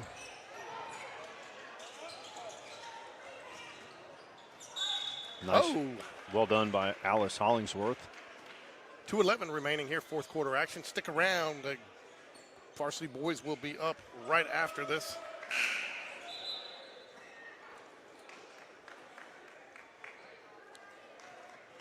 Abby Watley. Oh, hey, we said that in unison. Abby Watley checks out. I'm sure, hopefully her grandparents are watching down. They were some of our biggest watchers last year. Yeah.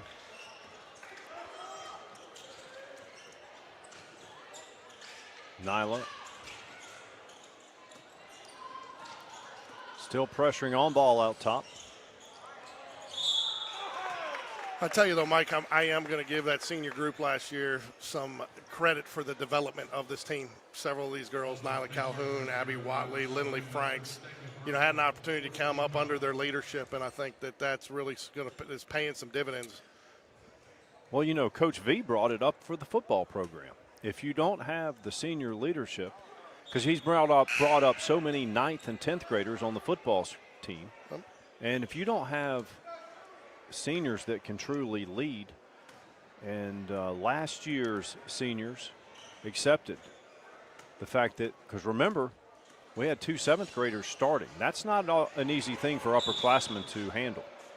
Tegan Huey will go down. I'm not sure who they're going to call on the foul. I thought Tegan had position there, but it looks like they are going to call the foul on her. Never really seen you get tackled and called for the foul at the same time. It's magic. 15-point lead, largest of the game. Inside of 2 minutes to play. Jags, that is their 5th foul, so any foul on the Jaguars will send the Wildcats, Bobcats, Gators to the line. For those of you that weren't with us last night, Mike couldn't figure out the mascot and was just making them up as he went. Makes it more fun that way. At least that's the way I remember it. Use your imagination. You chimed in with Cougars and Squids.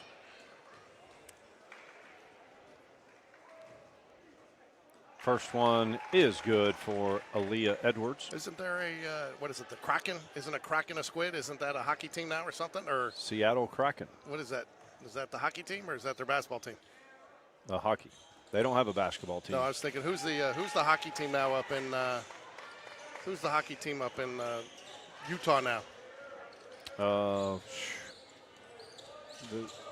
they called just like the hockey club? Yeah, that's right. You're right. Utah Hockey Club. Camilla Dawsey, oh, nice move to the basket. Took it all away. Again, that's not something she would have been able to do last year. We're going to have to discuss this. Who's our player of the game? I mean, I think you know what? Carmen Starr for, letting these girls play tonight, even though they got a flag football game tomorrow. I think she's the player of the game. What's up, bud?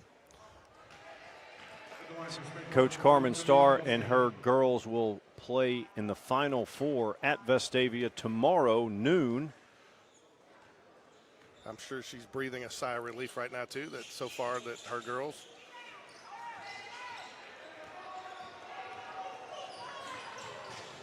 L. Smith.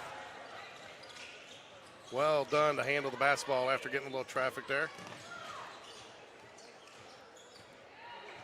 Nice drive. She didn't finish, but I like it. She needed one more dribble there. Yes, she did again. But again, I think that's with her back to the basket. She didn't know how far out she was exactly. But again, you like the decision making there. Just got to finish on the execution.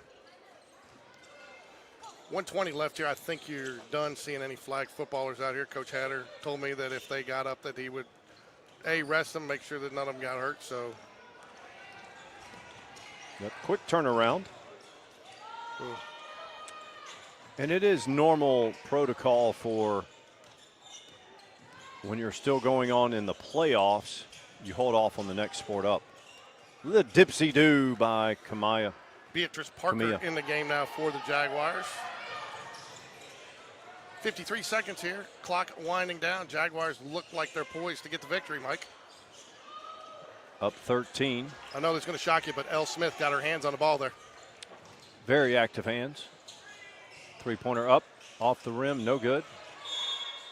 Going to get called with the foul. Arms got tangled up there just a little bit. Well, Mike, I can tell you this. I will be listening to yours and Jackson Bradley's call of the boys' game on my way to Topgolf. Have you stretched? I'm just going to be watching, man. Well, watching can be stressful too now. Tuscaloosa. So is my math correct? But the Jaguars have held Tuscaloosa County to, is it 7 second-half points? It was 18-7 at the half. 18-17? Yes. 7 second-half points. Stifling defense. And remember, the Wildcats scored the first 6 points of the game.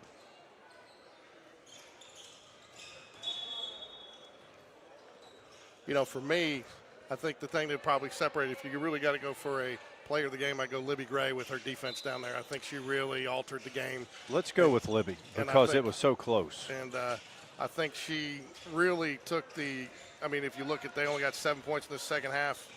And I know for a fact she had 3 blocks, I think, on 3 consecutive possessions there, and that really helped build this Jaguar lead.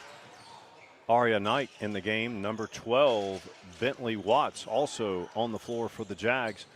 Three-pointer short. Bentley How Watts about that tracks effort? it down. 2 rebounds in this one position. She's going to hold the ball, and that will do it. Jags 37, Wildcats 24. George, enjoy your Thanksgiving night at Topgolf. I will. Thank you, everybody. Stick around, though. You got Mike Lorino and Jackson Bradley with the call for Game 2. Jags win here in a thriller, 37-24, as they close out their Jag Classic. And they will be back here, I think, next Wednesday against Oak Mountain for our presentation of Sarah Ashley Barker, her jersey recognition ceremony. All right. That is a must-see. All right, Mike. Enjoy the rest of your evening. Go Jags. Go Jags.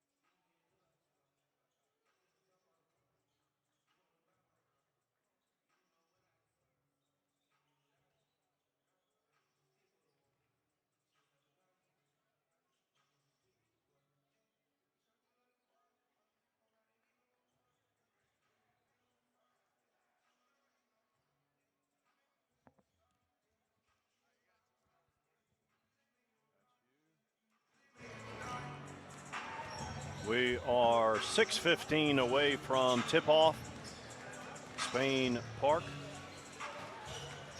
And the Aggies of Albertville. George is at Topgolf with his family on a Thanksgiving. Oh, we're going to have to trade spots because unless you want to run the camera too. Oh, no. So we'll trade.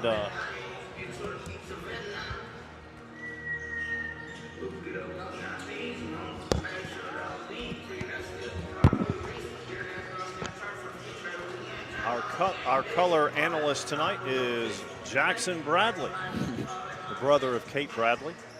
Taking over for George tonight. It doesn't seem like it's been 2 years since you were draining threes on this court, does it? Definitely not. I miss it a lot. I try to come back for the games when I can. So tell our viewers and listeners what you've been up to. I know you're at Auburn, and I noticed I've been following your triathlons.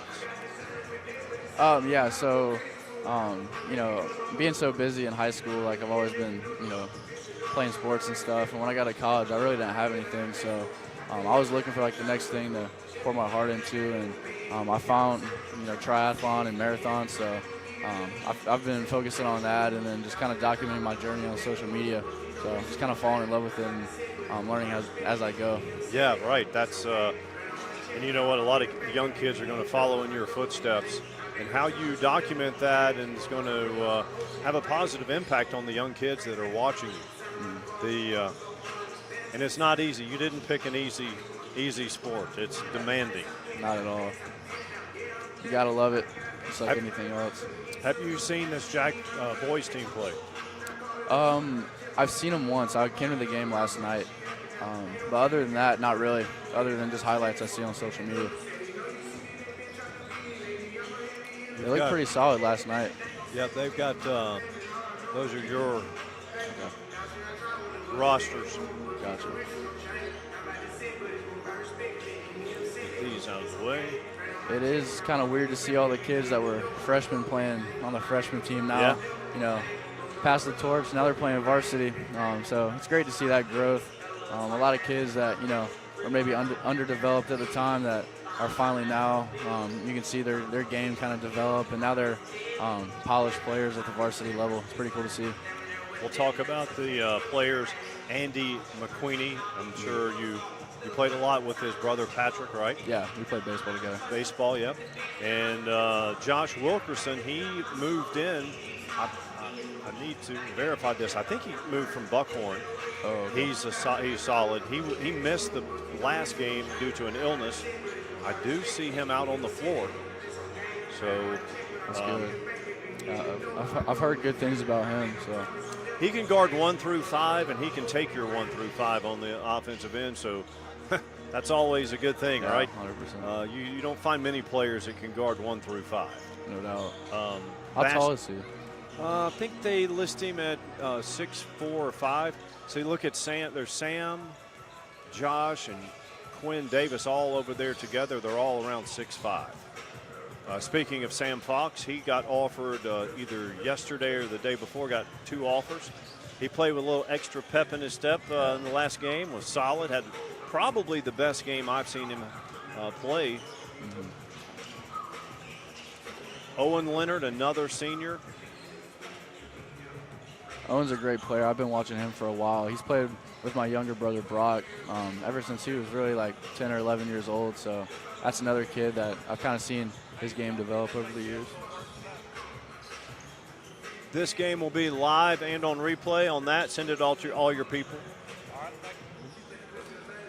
The Owen Leonard, when one of the few losses the Jags have had. First of all, holy smokes. They started out, they went at Central Phoenix City.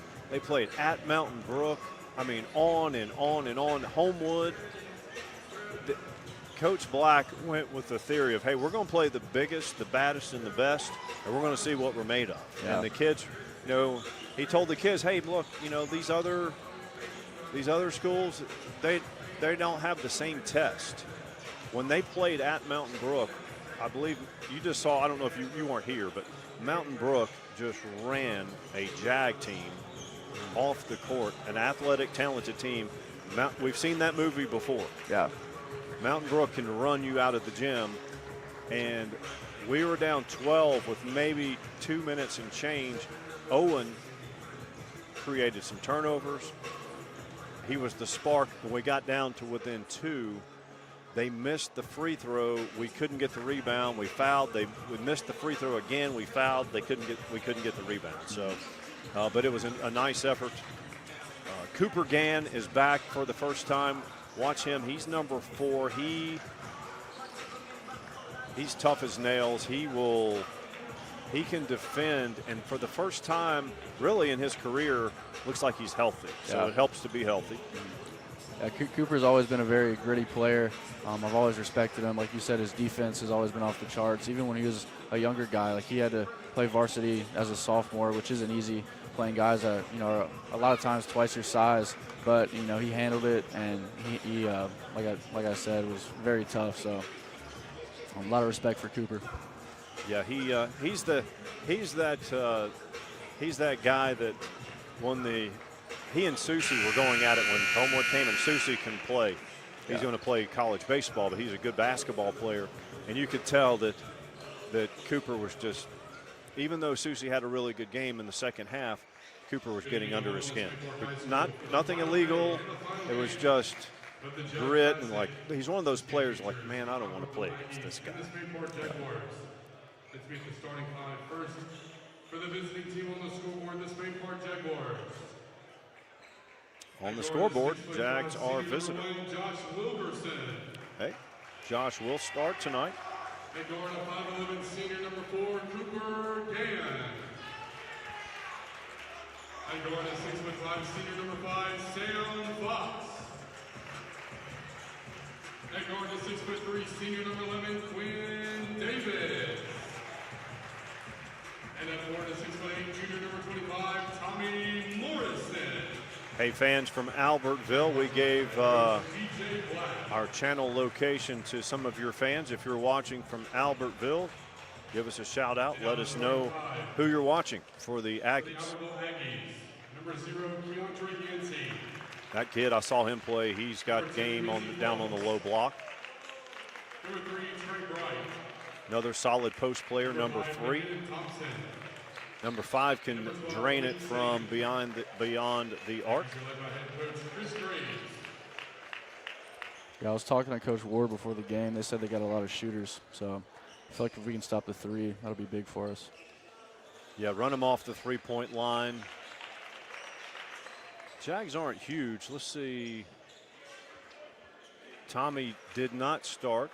Crash Davis started in his place in the last night. Tommy was late to a shoot around. I was told for the first time, but he and Sam Fox played inspired.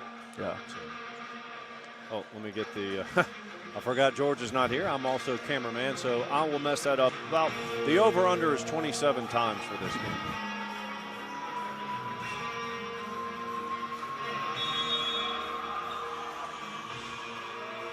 Tommy to jump it. Aggies get the tip. Jackson looks like man-to-man. Jags are playing a lot of man-to-man. That kid can shoot it. You got to contest it. Left-handed 3.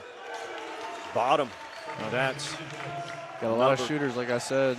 Got to run them off the arc.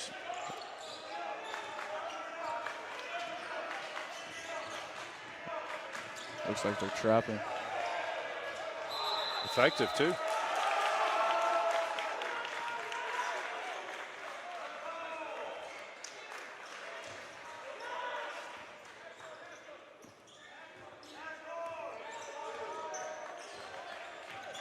Malik Saint, that's number 0. He can play inside or out, mainly inside. Yancey.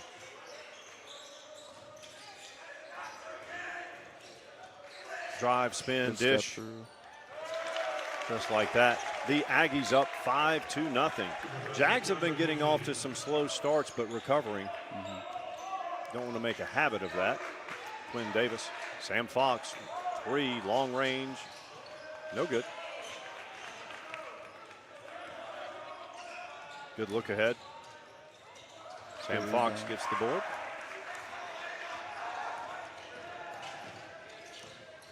Josh drives baseline. That's a tough finish.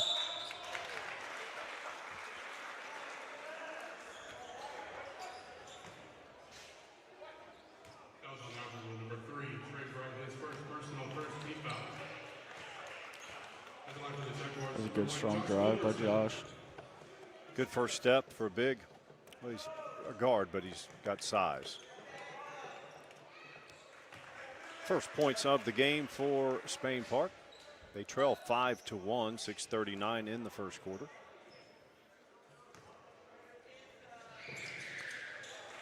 Drains the second as well.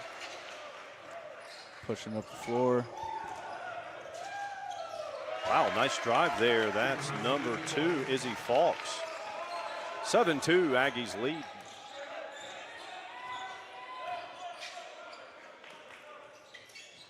Looks like we got some chin action. Sam Fox coming off the screen.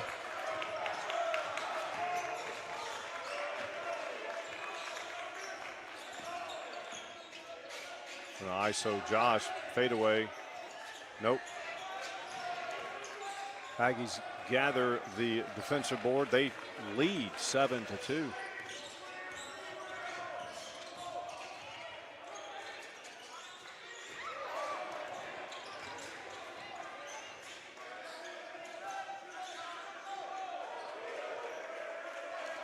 Another ball screen coming to the left. Got to call that out, right? Yep.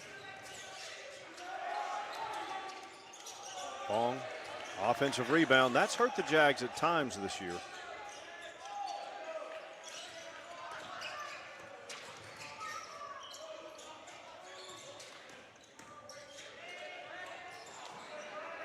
A lot of physical play down low.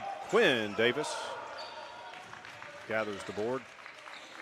A Josh baseline drives. drive. Good pull.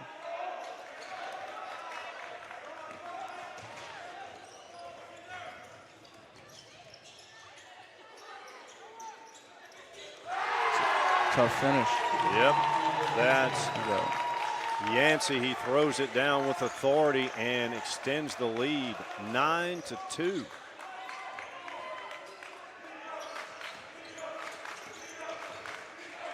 I'll tell you, I didn't expect to see this game start this way. Me either. I think that's another big key is limiting the high energy plays by the Aggies. You cannot get out hustled.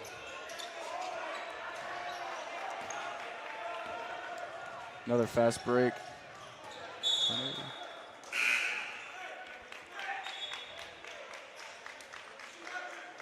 Maddox Phillips and Owen Leonard, maybe these two guards come in and light a fire.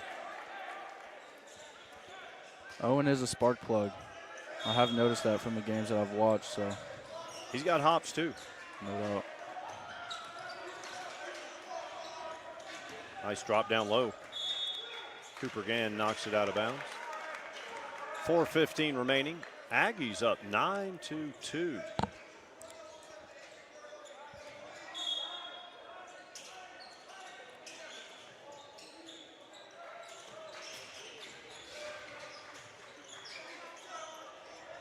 Looks, that's going to be over and back. Cameraman was asleep. Looks like Yancey Jackson is a good 6'7". Yeah, he does look like he has a pretty big frame out there, even compared to Tommy, who is 6'6". I like that play. Ooh, does not finish. That was a well-designed play.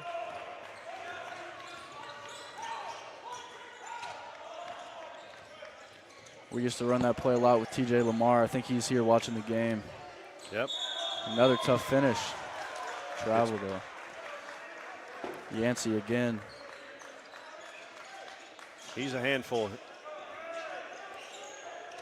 then they've got players that can drain it from beyond the arc, so it's not like you can sag down. Quinn Davis drives, dishes. Maddox.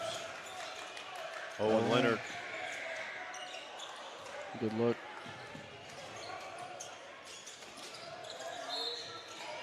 Good save by Cooper Gann.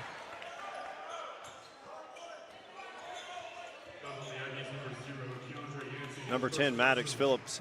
He was co-player of the game last week. He and Josh didn't have a ton of points, but he had a lot of plays like that where you keep balls alive, get some rebounds. He's got deceptive leaping ability too. He can elevate. No doubt.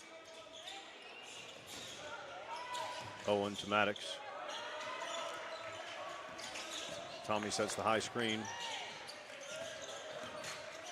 Looks like we have Andy McQueenie in the game. Tommy, rainbow, short.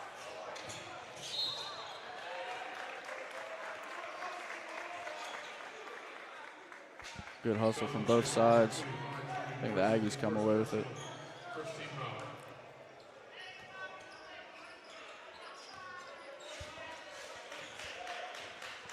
Albertville's off to a solid start here. 7-point lead. Dish down low. Nice move. Good defense. Well defended. Just that little baby hook a la Wayman Tisdale back in the day. That's a tough move to defend. Sam down to Tommy. Cross court. Maddox drives. Contact, no foul. It'll stay here. You can tell there that Maddox can get up a little bit. He's not afraid to take it down into the paint. Very explosive off the dribble. All right, we're going to get Tommy a break. It'll be Owen, Josh, Maddox, Sam, and Andy. Looks like Yancey just checked out of the game. I feel like we need to take advantage of that. Yes. Andy drives, left-hander running, shot good. Very good job of using his body before the shot to create space.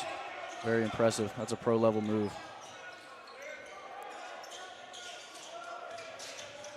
Jag still man-to-man.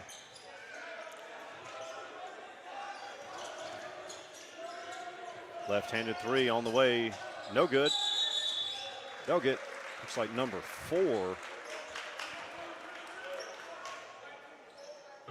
Rynell Jones. All right, Jackson, we got 2 minutes remaining first quarter. Jags trail 11-4.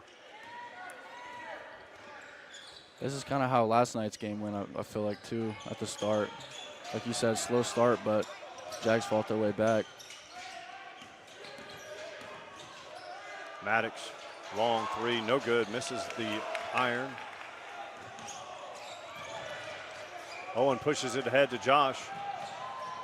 He'll finish.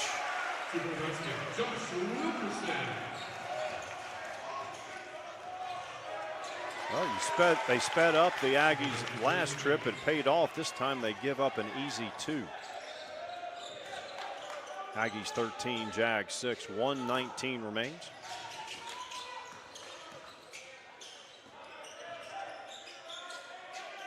Maddox drives baseline. Turn around. Yes, sir. Maddox really playing with a lot of confidence. Only a junior. Doesn't have a lot of varsity experience.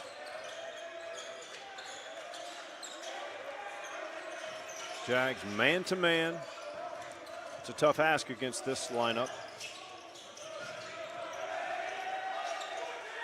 He can shoot it from out there, just like that. That's number 3, Trey Bright. Leads back to 8.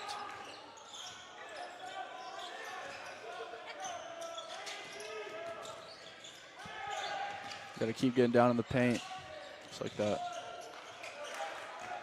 Iron was unkind there. 2-on-2. He pulls it out, long 3. Wow, the Aggies came to play. Impressive shot by Carroll. Lead back to 11. They're going to trap. Owen drives. Cross court, Maddox, long 3. At the end of 1. Albertville 19, Jags 8. You can see the players, they have that energy. The fans are into it. And again, I did not see this. And I watched them play yesterday. Good team, but I did not see them coming out and getting a first quarter double-digit lead.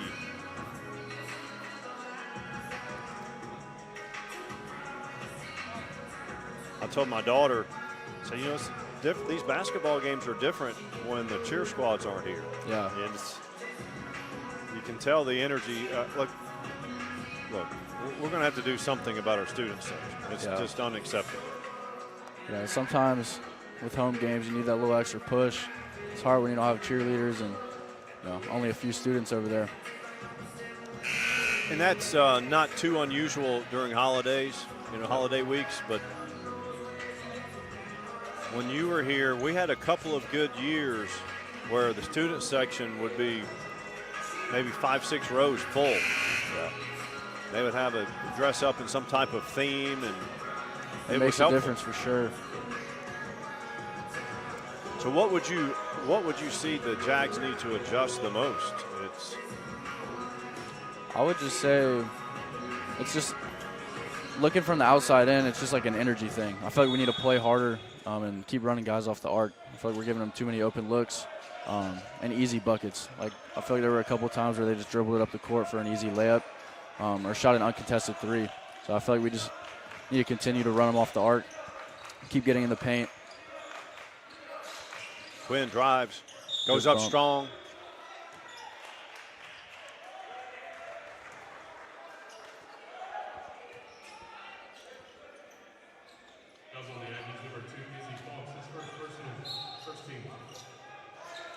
Cooper going to inbounds. He gets it into Quinn. Back to Cooper.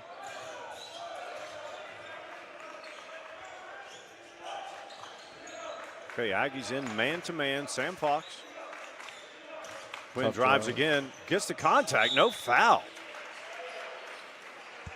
The foul made about 30 feet away. Correct foul. Fouls on the Aggies, number 2, Izzy Fox, his second personal. Team number 2. Maybe it's running the camera that makes you complain about the refs. Take it back, George. Quinn Davis at the charity stripe. First free throw is up and good. Quinn's been another player that I've been able to see his game progress over the years, and I actually got a chance to play with him for 1 year on varsity, and despite his size, he always plays strong. Regardless of who he's going up against. So another player, I respect his game a ton, plays his heart out. Yeah, he's same class as Cooper and Harrison Stewart. Harrison's still out, expected back in 2 to 4 weeks.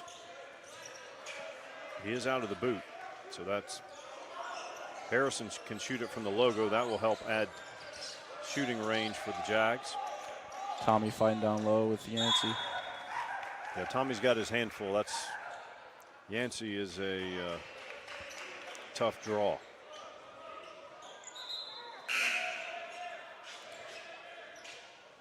Checking in for Albertville, number 12, Could something little like being on a different bench at your home court, that can throw you off a little bit, huh? I was thinking the same thing.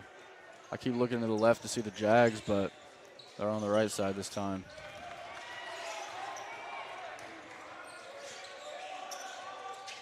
Long three.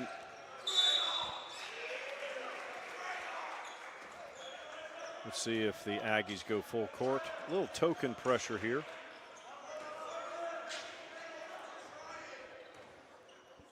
Inside of 7 minutes, Cooper Gann brings it up. They're going to trap at half court. They back out of it. Quinn Davis up top. I'd like to see Quinn look for his three-point shot a little more. Sam Fox drives, goes up, contact. He'll shoot two.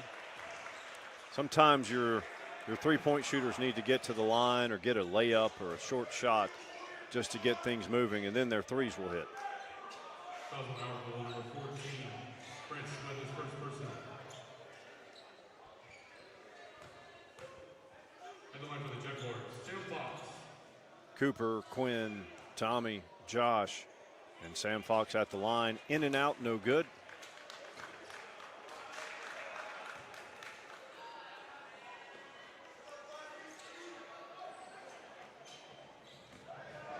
I think if we keep getting downhill, it'll open up the game for our shooters, like you said. Got to keep getting paint touches. Ideally, you'd like to get Yancey in some foul trouble because he's a problem down in the paint. So is this young man. Nice move, spin there. That's number 3, Trey Bright. 2 good post players for the Aggies. 10-point lead. Cooper drives baseline.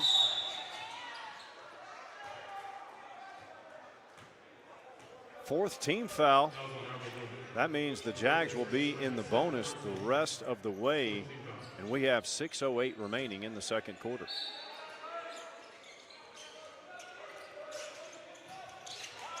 Gets it into Tommy. Josh is open, right wing.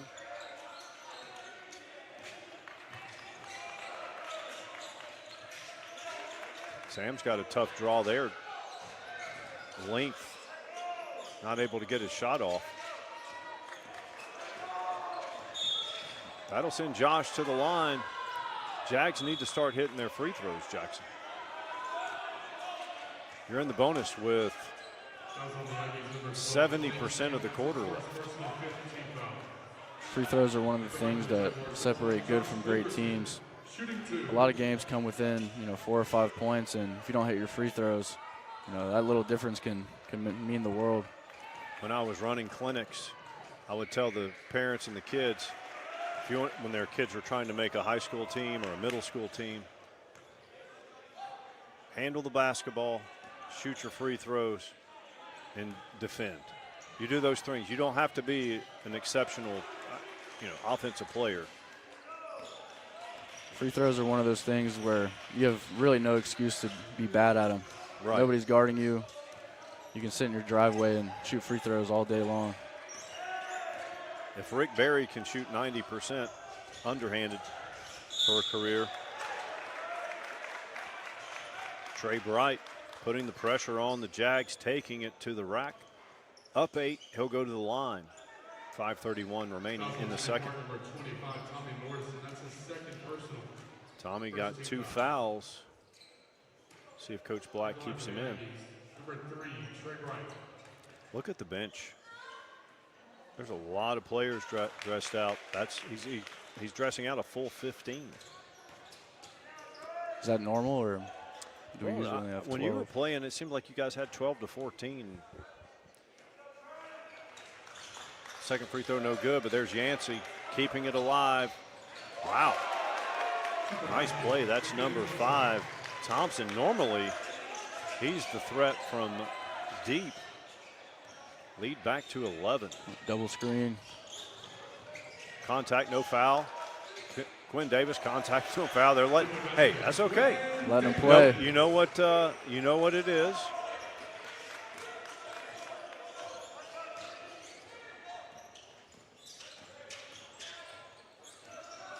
Jags trail by 9. Long 3, no good. Josh with the rebound. Pushing He'll try the to pace. push it.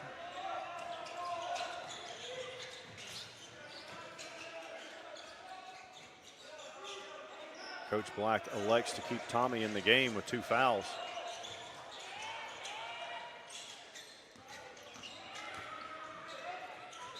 And almost falls. I tell you, that kid's tough down there in the land of trees. I mean, for him to even be able to get that shot up, like double teamed in the post, undersized. With his offhand. Offhand. Very impressive. Knocks down the first one.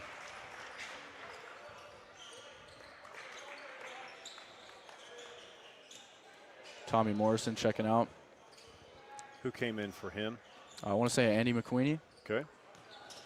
So you lose some size. You got in and out. We need to drive, spin.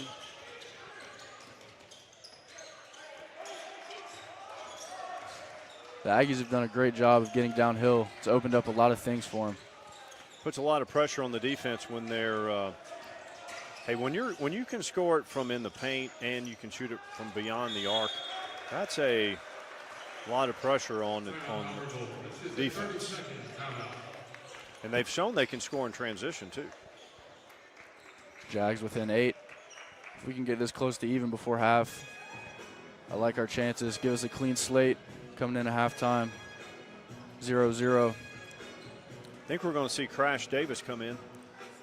I believe he went to the scorer's table.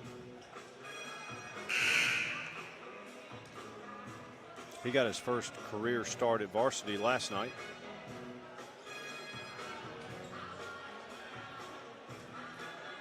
I'm sure they already know this, but Nash is a multi-sport athlete, plays quarterback for the football team, and also has a big role playing baseball as well. So very impressive to play at the highest level in 3 different sports. You don't see that very often. A lot of kids specialize once they get to high school, but a kid like Nash is very gifted, and it's very impressive to see him perform at the highest level in a bunch of different areas. Yeah, good point. Last year we covered Spain Park at Vestavia. Not many freshmen, as you know, former baseball and basketball player here. Not many freshmen play varsity baseball at Spain Park. Three-pointer no good. Cooper Gann gets the rebound. Nash hits a home run at Vestavia as a freshman. And so he's no stranger to the lights. So he's the backup quarterback. Well, now he's QB1 because your brother Brock is going to be in Clemson, in a few weeks, right? Yeah, I think he's leaving early January, which is pretty crazy. Signing next week, I want to say. What a journey that's been. It's you were here for 2 of his years, right? Yes, yep, sir. Y'all were here together. That's good. Now Kate is Kate a junior? Kate is a junior. Yes, sir. Kate is one of the top cheerleaders at Spain Park. They'll go to nationals in Orlando in January. 3:12. Wow, they got the 5 second. It's very important we capitalize coming off this turnover, build some momentum going into halftime. Right now, if the Jags hit their free throws, you're looking at a 4-point game. If, ands, and buts, but it's not like the Jags are a poor shooting free throw team, but tonight, suboptimal for sure. Josh from 3-point land, short. This could be trouble. Sam's got to go to defend a 2-on-1. He does. Sam Fox with the rejection.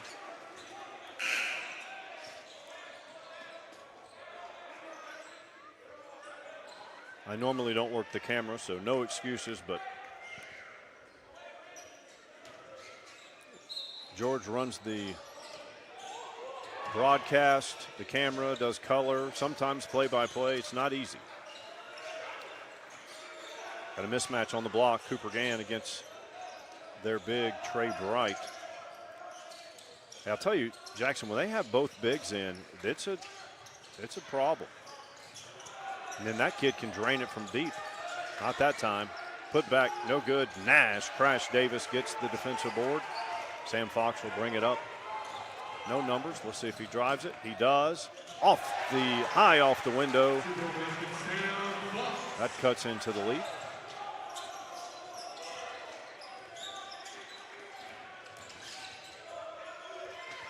Looks like Maddox is checking in. Will bring some more energy. Hey, it's nice to have so many options, right? Because it's nice to have multiple lineup choices to see what works. Especially in a game that is this fast-paced, to be able to have new guys that are fresh, ready to check in. Another three-pointer by the Aggies. I think that was number 12, Talik Saint. Leads back to 9. Every time the Jags claw back, Aggies push it back out. And you know, the second chance points at every level. I've watched a lot of basketball at this tournament, and obviously a lot of basketball in my lifetime, but the second chance points you can't overcome that. When you, at this level, you can't. And Cooper was stuck there with a mismatch. He defended the big. The shot was missed, but then they get the rebound. And I'm not saying it's a lack of effort or it's even fundamentally, a lack of fundamentals. It's just sometimes other teams have athletes and they're going to go get it. We got Andy, Cooper, Crash Davis, Sam, Fox, and Maddox. We got Sam and Nash at the top of the key. Double screen maybe.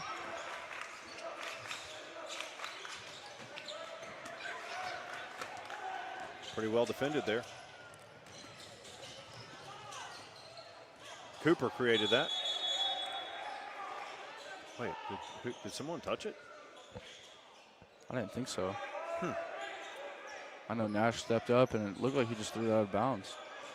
Okay. Not really sure. We'll keep it here. Aggies lead by 9. See Yancey again.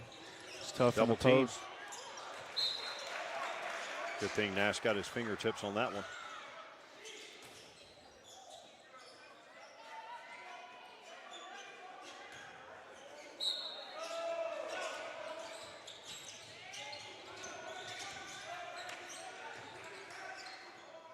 Aggies three-pointer on the way. Yes, sir. The Aggies came to play. The lead is now 12.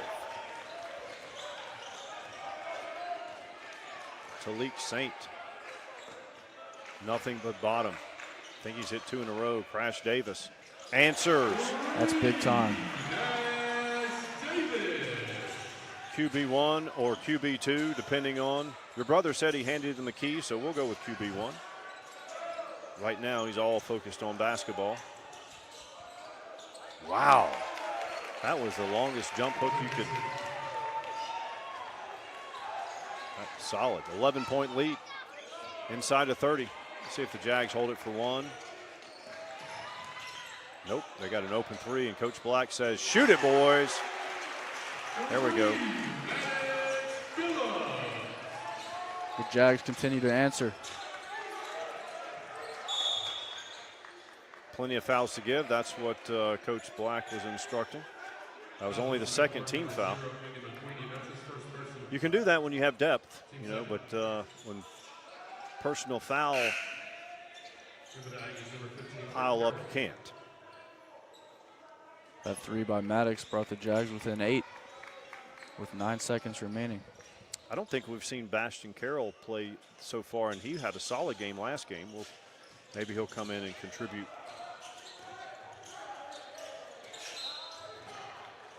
Nice job by number 3 there to try to show he was in the act of shooting.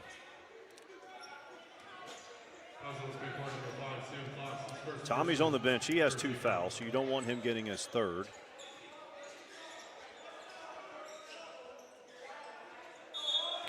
Jags man-to-man on the inbounds.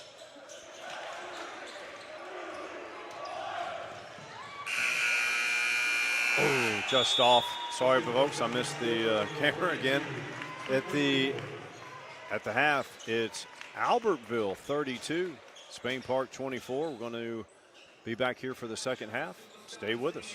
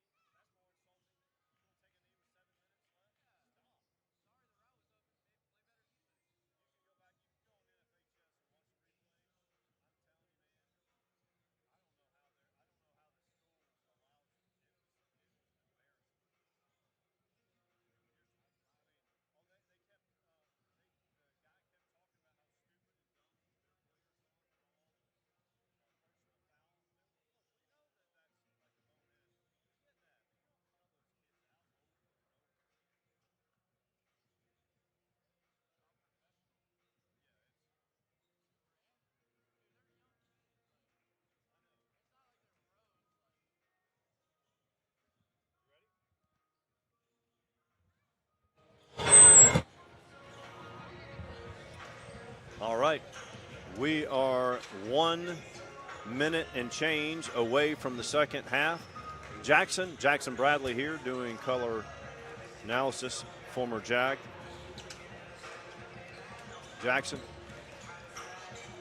you got to give credit where credit is due. Albertville came out with a fire. Both ends of the court. They jumped out 6-0. They've held the lead. Jags make a push. Now, one thing, it would be helpful if the Jags can, take care of business at the charity stripe. But, hey, the Aggies are they're a tough out, man. And number 5, he's got a 2-point basket, but I don't think he's even gotten a 3-pointer off, and he's probably their best threat. But number 2 and 12 have drained it from deep. I feel like this game is going to be decided within the first 4 minutes of the third quarter.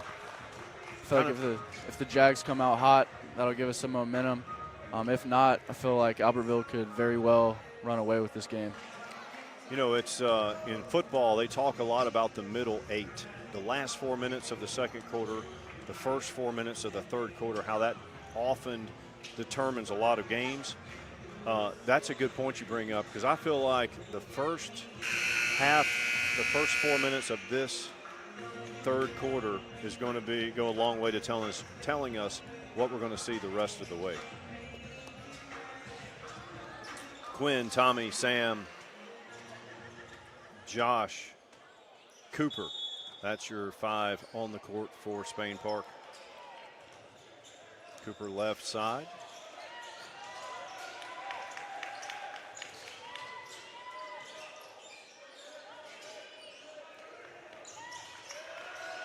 I'll tell you, man, Yancey he's doing it on both ends. Looks to be about, what would you say, about 6'6", 6'7", 250. I mean, he's athletic. Wonder if he plays football. Well, he's in basketball shape early if he is. Tommy, top of the key. Sam Fox, 3-pointer, nope. Aggies pushing the pace.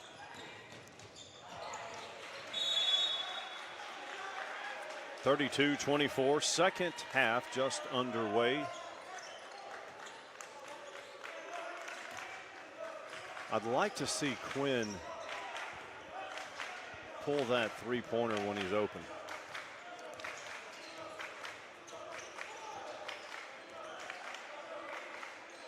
Josh flashes. Tommy, spin move.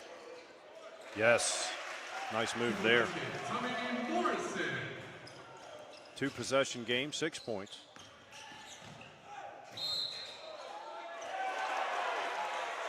All right. Cooper Gann stands in front of that freight train. Fouls on the Aggies, number 3, Trey Bright. That's his 3rd personal. First 2 fouls.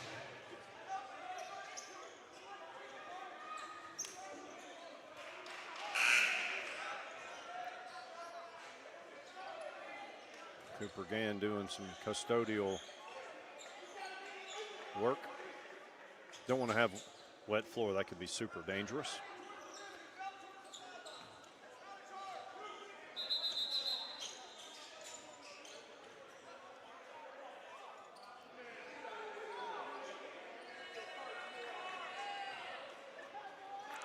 Aggies coach. Slight disagreement on that being a charge.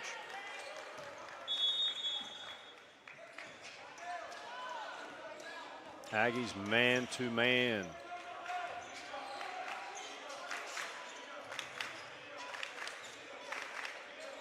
Three-pointer, Sam Fox. Yes, sir. Count it.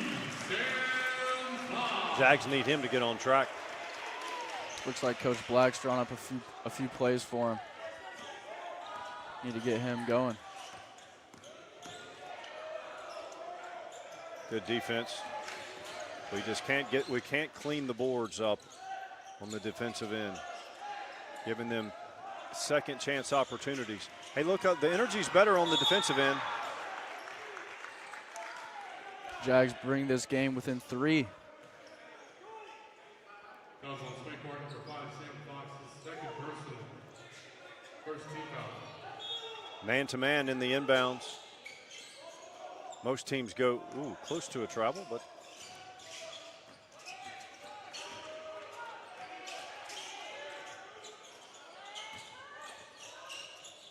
.42 seconds in the lane. No worries. They'll double Yancey in the corner. One thing the Jags have been doing great is cutting off that baseline drive. Sam extending out. Sam has length, so he can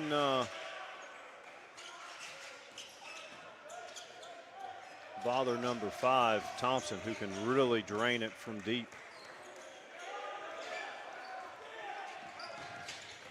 Saint has already hit a few threes tonight, too. So you got 2 bigs, and you got guards that can hit from 3-point lane.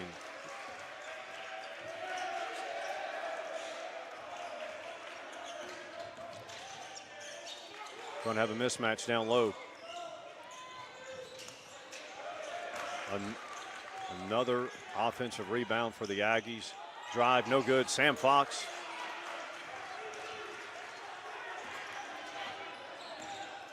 Aggies had 3 possessions on that trip.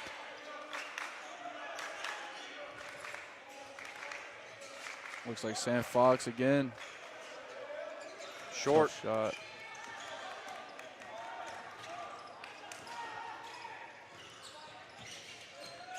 Good spin. And the finish. Thompson can't get any good looks from behind the arc, but he takes the drive and gets the lead back to 5. Tommy drives. It's going to be a charge. Lowered the shoulder. Yancey makes another big-time play.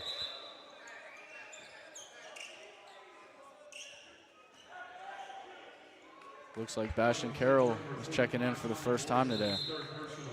Yeah, again, he played well yesterday. I believe this is his first. These are his first minutes tonight. All right, Aggies up 5 with the ball, 4:20 remaining. Can't leave that kid open. Wow, the elevation, Yancey. Leads back to 7.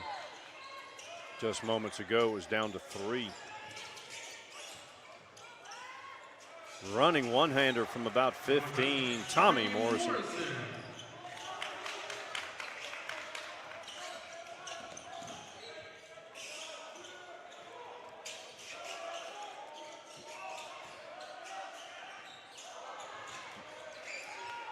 And he gets the defensive rebound, much needed. 5-point game, 3:33 remaining. Tommy from deep, yes sir, drains it. Just like that, Jackson, we have a 2-point ball game.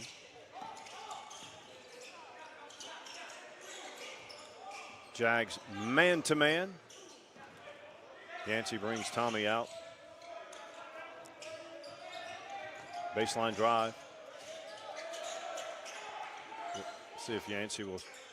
He passes on the 3. Good box out. Sebastian Carroll. High IQ play by Bastion.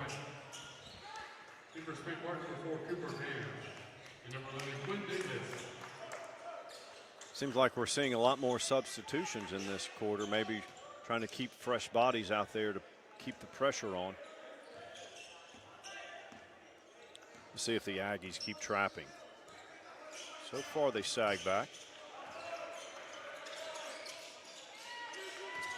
They're in a 2-3 zone. They're mixing it up.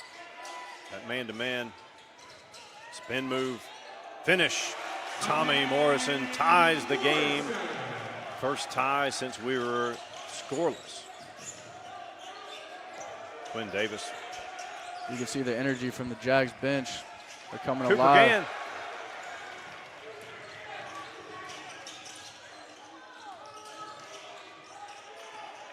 Gotta like how he has his eyes up surveying the court.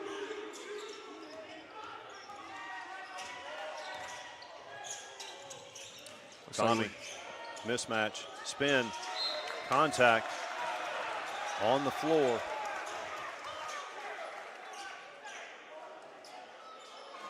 Fouls on Albertville number 5, McKenna Thompson, his first personal. Team second. Falks and Saint back in for Albertville. Two guys that have drained trifectas tonight. Quinn to Tommy. Andy drives, dishes. Cooper Gann drives. Yes, sir. First lead of the game. How about that, Jackson? great move. Took a minute. You can see he kind of acted like he was going for the screen, came back real quick for the easy lay. Jags up 2. Trailed by as many as 11, I believe. Cooper applying the pressure, cutting off the baseline drive. Nice drop step. We're knotted 38 apiece, 1:15 remaining, third quarter.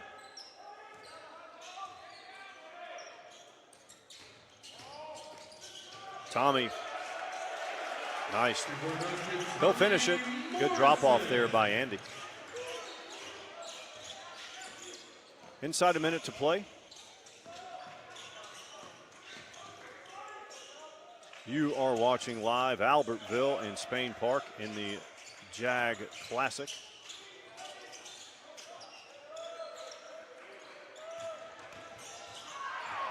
Getting your money's worth here. But you don't have to pay to watch it on GameDay Sports Radio. But if you paid to attend the game, you're getting your money's worth. Bastion Carroll cuts off the contact, no foul. Tommy gets the rebound. See if the Jags hold it for one. That was a great job of staying up and down on the drive. What do you think, Jackson? Work it at 10? I think so. I think we try to get back to Tommy. Work it through him. Andy, three-pointer, long, on line. But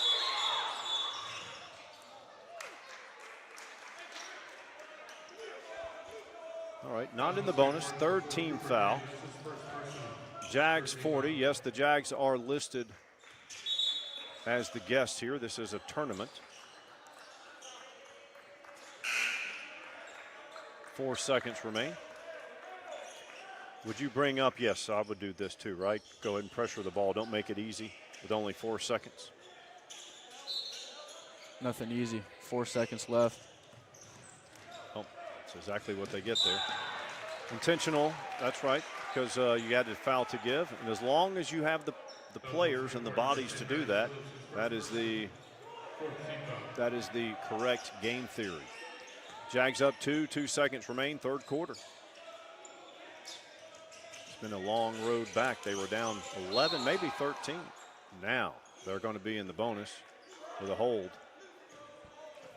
Coach Black is not too pleased. That's going to be the 5th team foul. Referees are not acknowledging it. Okay.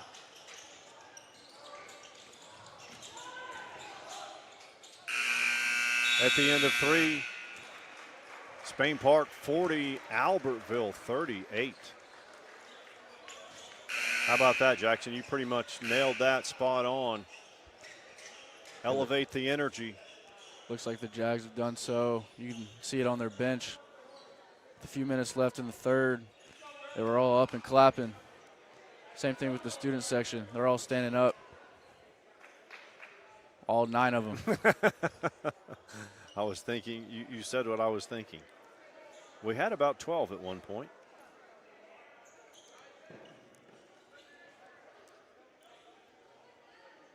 Hey, Bastion Carroll came in, got some key minutes, and it's nice to have depth.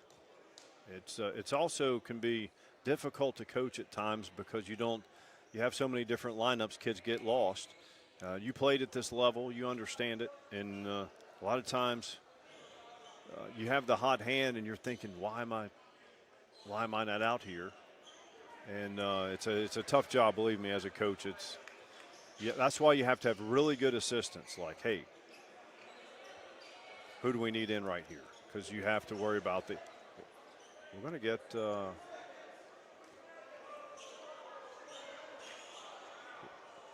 All right, for some reason, McKinnon Thompson is at the free throw line. Did he get fouled on that last play?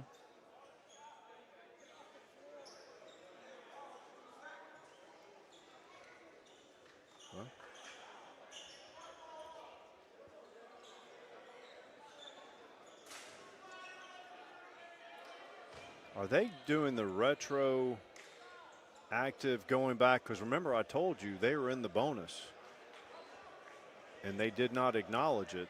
Are they going back? You can't do that. You can't go back after the game has been. You can't go do that. You have to put time back on the clock. You couldn't do that anyway. If this is what they're doing, if they're going back and saying, wait. All right, Thompson hits 1 of 2. Jags lead by 1. 8-minute quarters. Much of the same, Jackson. Keep it. Of course, you know Albertville's going to make adjustments as well. I would like an explanation for what happened there. Because that's not how you handle it. You can't go back because there was 4 seconds left. You would have to anyway. I'm not sure. Going back to playing your role, I would say just being a player, it's important to be mature about it as well. Knowing with different teams you may not play as much, and with some teams you may play more. It's all about matchups, and it's important not to take that personally. For example, like Bastion last night, he played a lot. Maybe against this team, maybe his role isn't the exact same. And I think it's very important to understand that as a player, that it's nothing against you as a player. It may just have to do with the matchups. Right, well said. You know, one thing I've mentioned about Josh, he has the same body language and the same temperament, whether he's scoring 4 or 34. And that is rare. And, you know, some players can fake it, but Josh looks like he's comfortable in his own skin. He knows he's a top-notch player, and if he doesn't get a lot of looks that game, he tries to impact positively other ways. Aggies trail by 1. Cooper Gann, rather, takes it away, drives, left-handed shot. That's a big play to start the 4th quarter. See if the Jags can hold on. He's tough. All right, they got a mismatch. There it is. You know the Aggies will be looking for Yancey in the 4th. He's made a lot of big plays leading up to now. I feel like they didn't go to him enough in the 3rd. I was going to say the same thing. In the first half, we didn't have an answer. Tommy, he can protect the rim, but Yancey's been strong. Plus, they have this other big. Oh, they're going to get him with steps. Good defense, Josh, holding his own on the block. All right, so we're seeing full court pressure now. 1, 2, 2.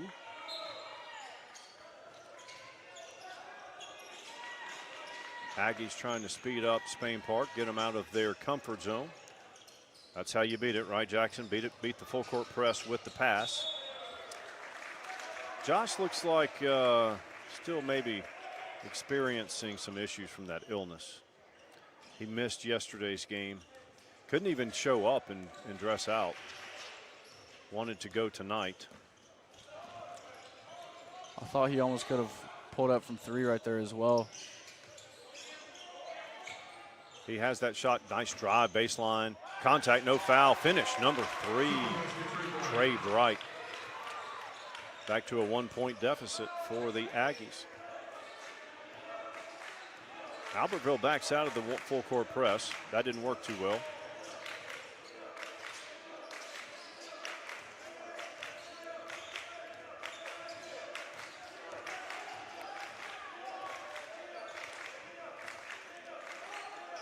Josh has it, top of the key. Quinn Davis Cooper Gann, 4-3, short. Sam Fox keeps it alive. Quinn Davis saves it in.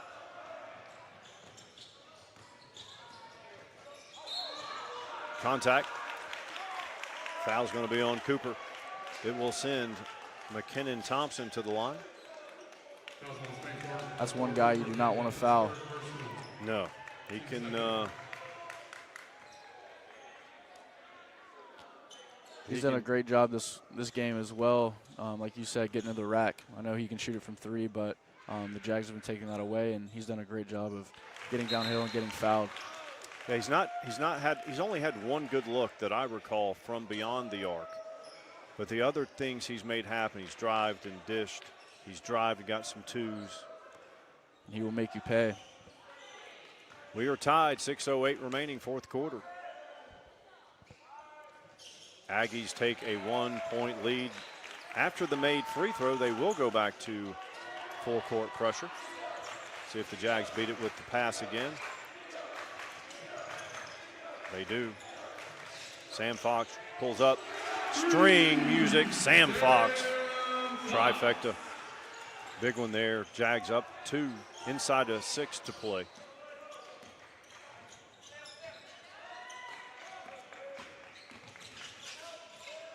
At this weave action out top. Jags still playing man-to-man. Nice drive. And the finish. That's number 15, Britt Carroll. We are tied. That was not an easy finish over Tommy Morrison. Yeah, those contested shots in the lane. Tommy for 3. Misses. Quinn saves it back in. Off Tommy's feet. 45 apiece. 5:14 remains. Fourth quarter.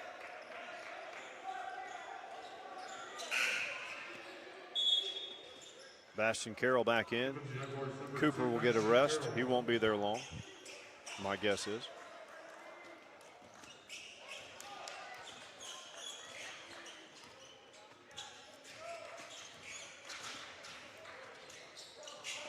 Spain Park still man-to-man.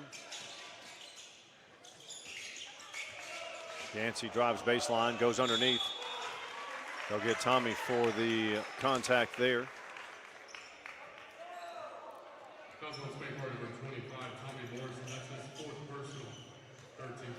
Number 4 on Tommy. He can't take any plays off, though, not with his assignment.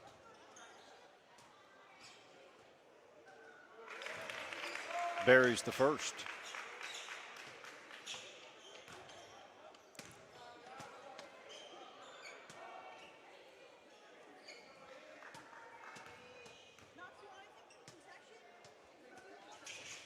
The second as well.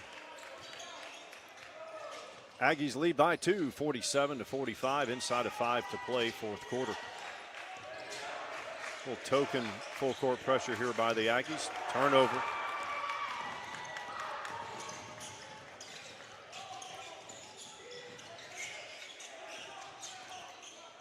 The Aggies are trying to speed up the Jags. Nice backdoor cut. They're going to call an offensive foul. That's pretty tough, but looks like Cooper Gann's checking back in the game. that was about a 35-second rest.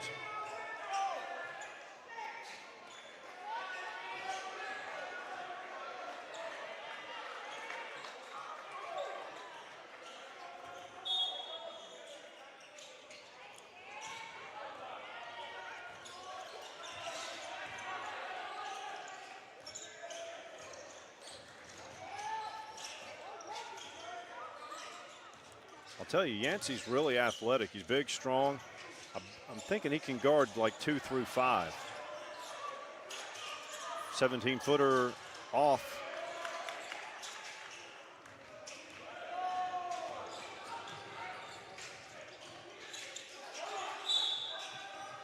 Timeout. Albertville, they lead by 2, 4:02 remaining.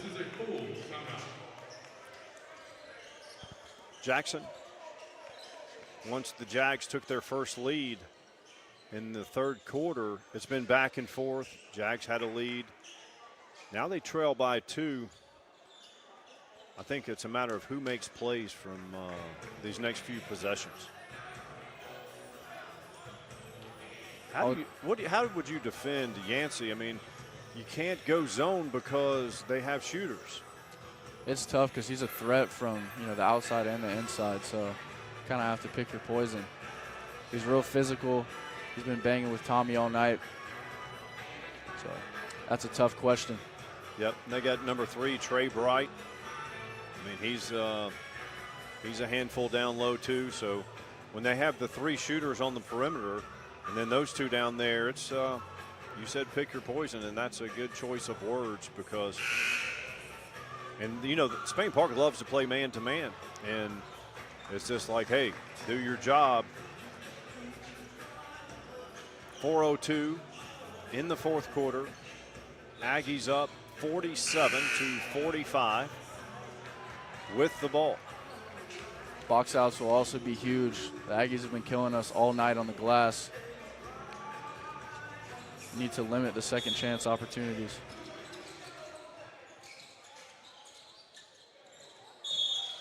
That guy's been calling quick 5s all night. That official.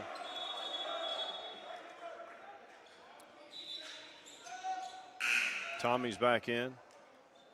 Nash out. Offense, defense. Tommy has 4 fouls, so got to protect him as much as you can. But there's 4 minutes left. You can't protect him every trip.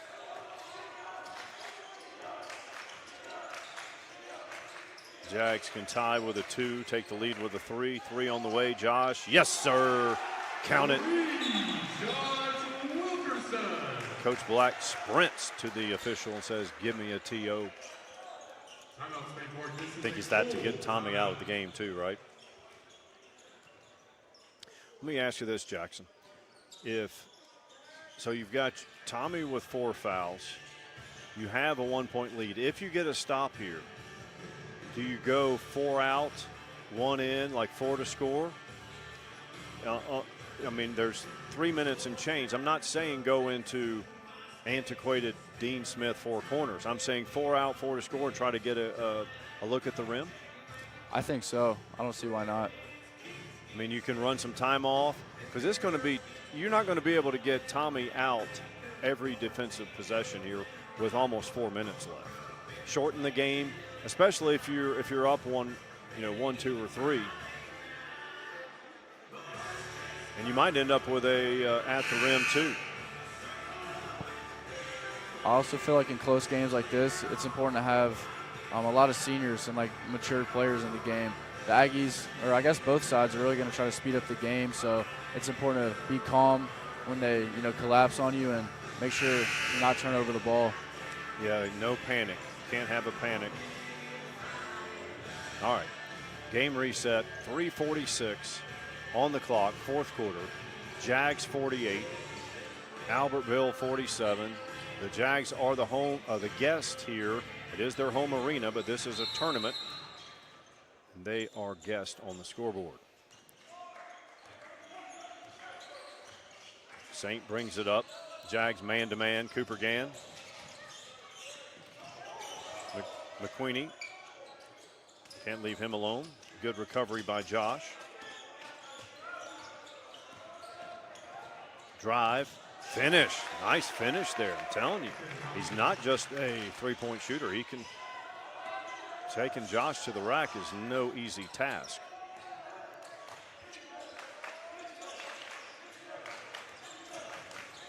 Sam spins, drops it down. Nash Davis out. Andy McQueenie for 3. Yes, sir. We're under 3 minutes to play. Jags up 2.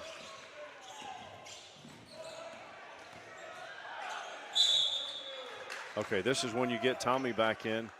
That's the issue when they have their 2 bigs in there. Sam 6'5", Nash about 6'5". Maybe Nash might be even gone up to 6'6" now. I think so.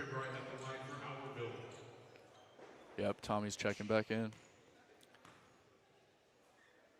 First free throw on the way. It is good.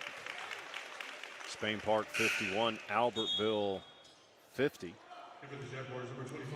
If the official scorer decides to add it. 2:52 remaining, fourth quarter. Second from the charity stripe. In and out, no good. Jags lead by 1.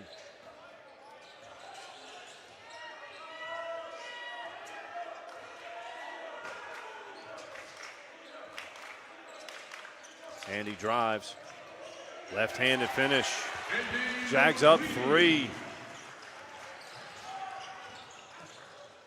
Ooh, that was almost a travel.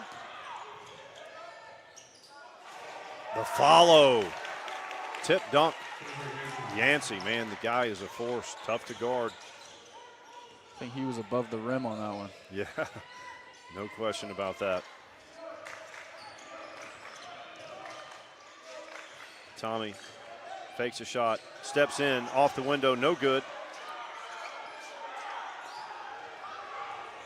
Jags lead by 1. Aggies have the ball. Chance to take the lead. Inside of 2 to play in the fourth quarter. Outstanding game so far.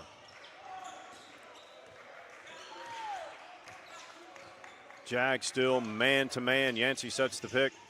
Cooper Gann gets his hands on it. Jags, key turnover there. Here's where you go for to score. Force them out.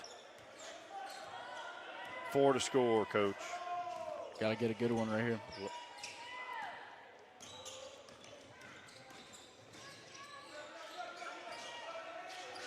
That's what they're doing. Going to force the Aggies. This is what it's in play. Plus, they have only 1 team foul. So they're going to have to foul 3 more times to be in a position to foul late. So we'll see what the Aggies coach decides. I felt like once they got into 2 minutes that Coach Black would go to that 4 to score. 4 out, 1 in. They actually were playing 5 out. I like that call a lot.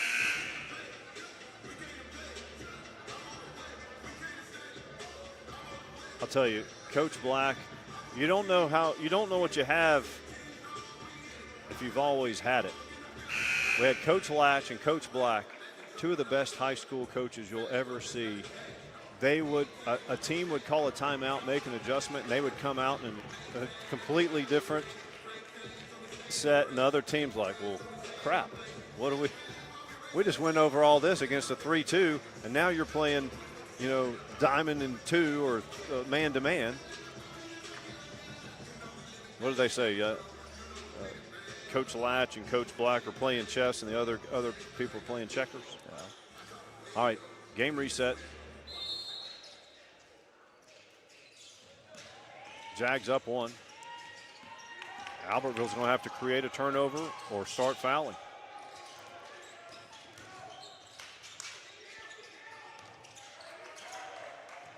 Keep it in your free throw shooter's hands. I don't think that's the shot you want.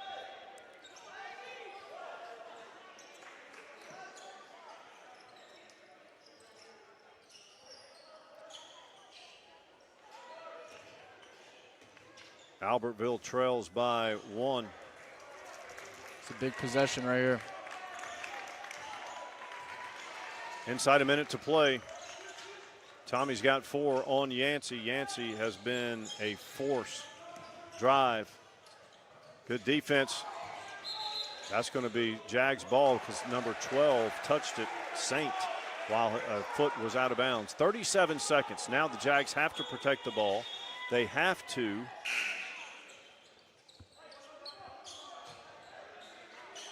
They have to knock down free throws when that time comes as well. Tommy. Yep, that's team foul number 2, 33 seconds. 2 more fouls to give. Fouls on Albertville number 4, Randall Jones. That's his second personal. Team second. We've got Quinn, Tommy, Sam, Josh, and Cooper Gann all on the court. Jags up 1. 33 seconds. Third team foul. I'm guessing you're going to want, I think Quinn Davis hit both of his free throws. You know Cooper can shoot them.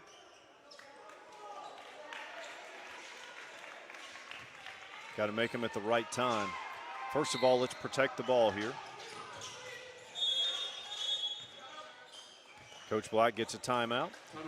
This is a 30-second timeout. Jackson, when you guys were in practice, how much time did you guys spend on plays like this?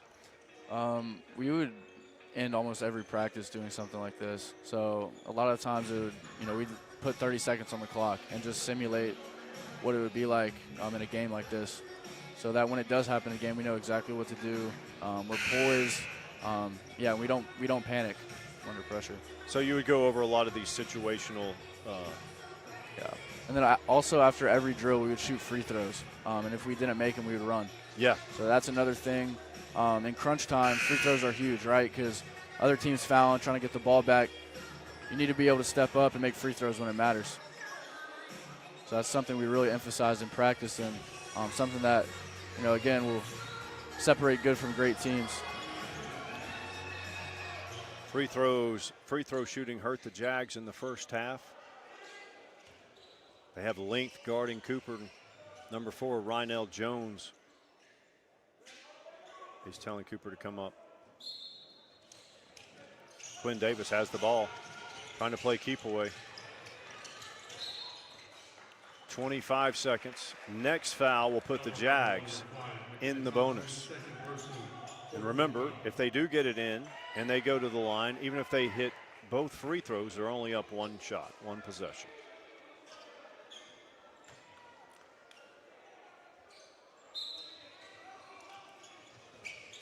Josh has it. Cooper. They're going to.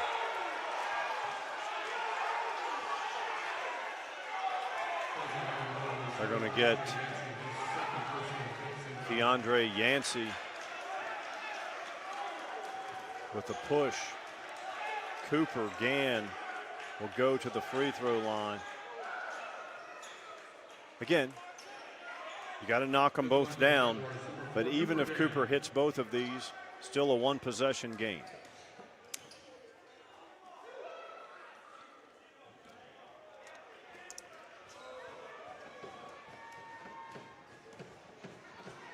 First free throw is on the way. It is good.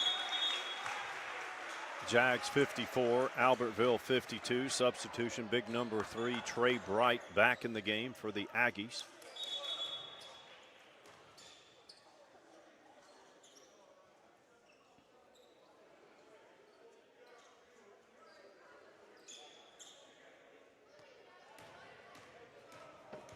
All right. What's the game plan for the Aggies if he makes this one? You want to push it fast, but you don't want to rush either, because you're only going to be down one possession, because they're going to get the rebound here. Jags have no one in. All right, Aggies trail by 3. 20 seconds. They'll push it. You can still go for a quick 2, but they have some shooters that can drain it. Timeout. 12.2 remaining. Jags up 55-52. Every foul from here on out will be bonus, whether Spain Park or Albertville.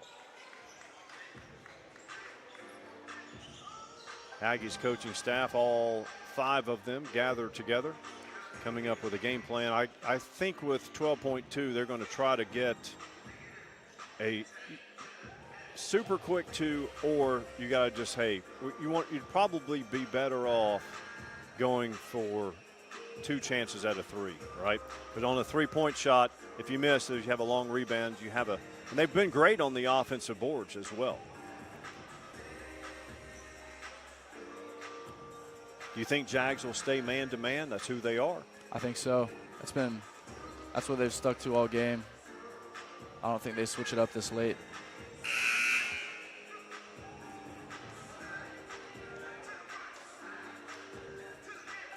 Looks like the Aggies will send out Yancey, Bright, Thompson, Saint, and number 15, Britt Carroll.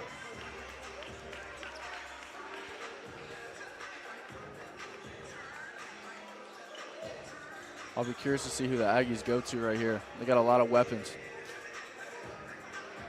And I think all 5 of them can shoot from beyond the arc. But you know that the most dangerous shooter is going to be 3, then 12. Maybe 12 inbounds it and they go right back to him.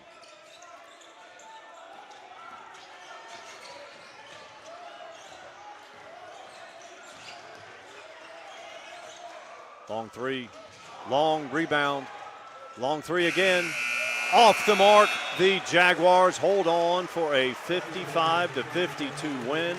Jags were down by double digits. And Jackson Bradley, the Jags come back and get a much-needed win. That might go a long way for the rest of the season, knowing that you can come back and then hold on at the end. I agree. Started out slow, but that's a sign of a very good and mature team, being able to come back, fight through adversity, and come through when it matters. So, Jackson, I appreciate you filling in for George. It was a pleasure having you on, and we hope to have you back again. Thanks for having me. Go Jags. Go Jags.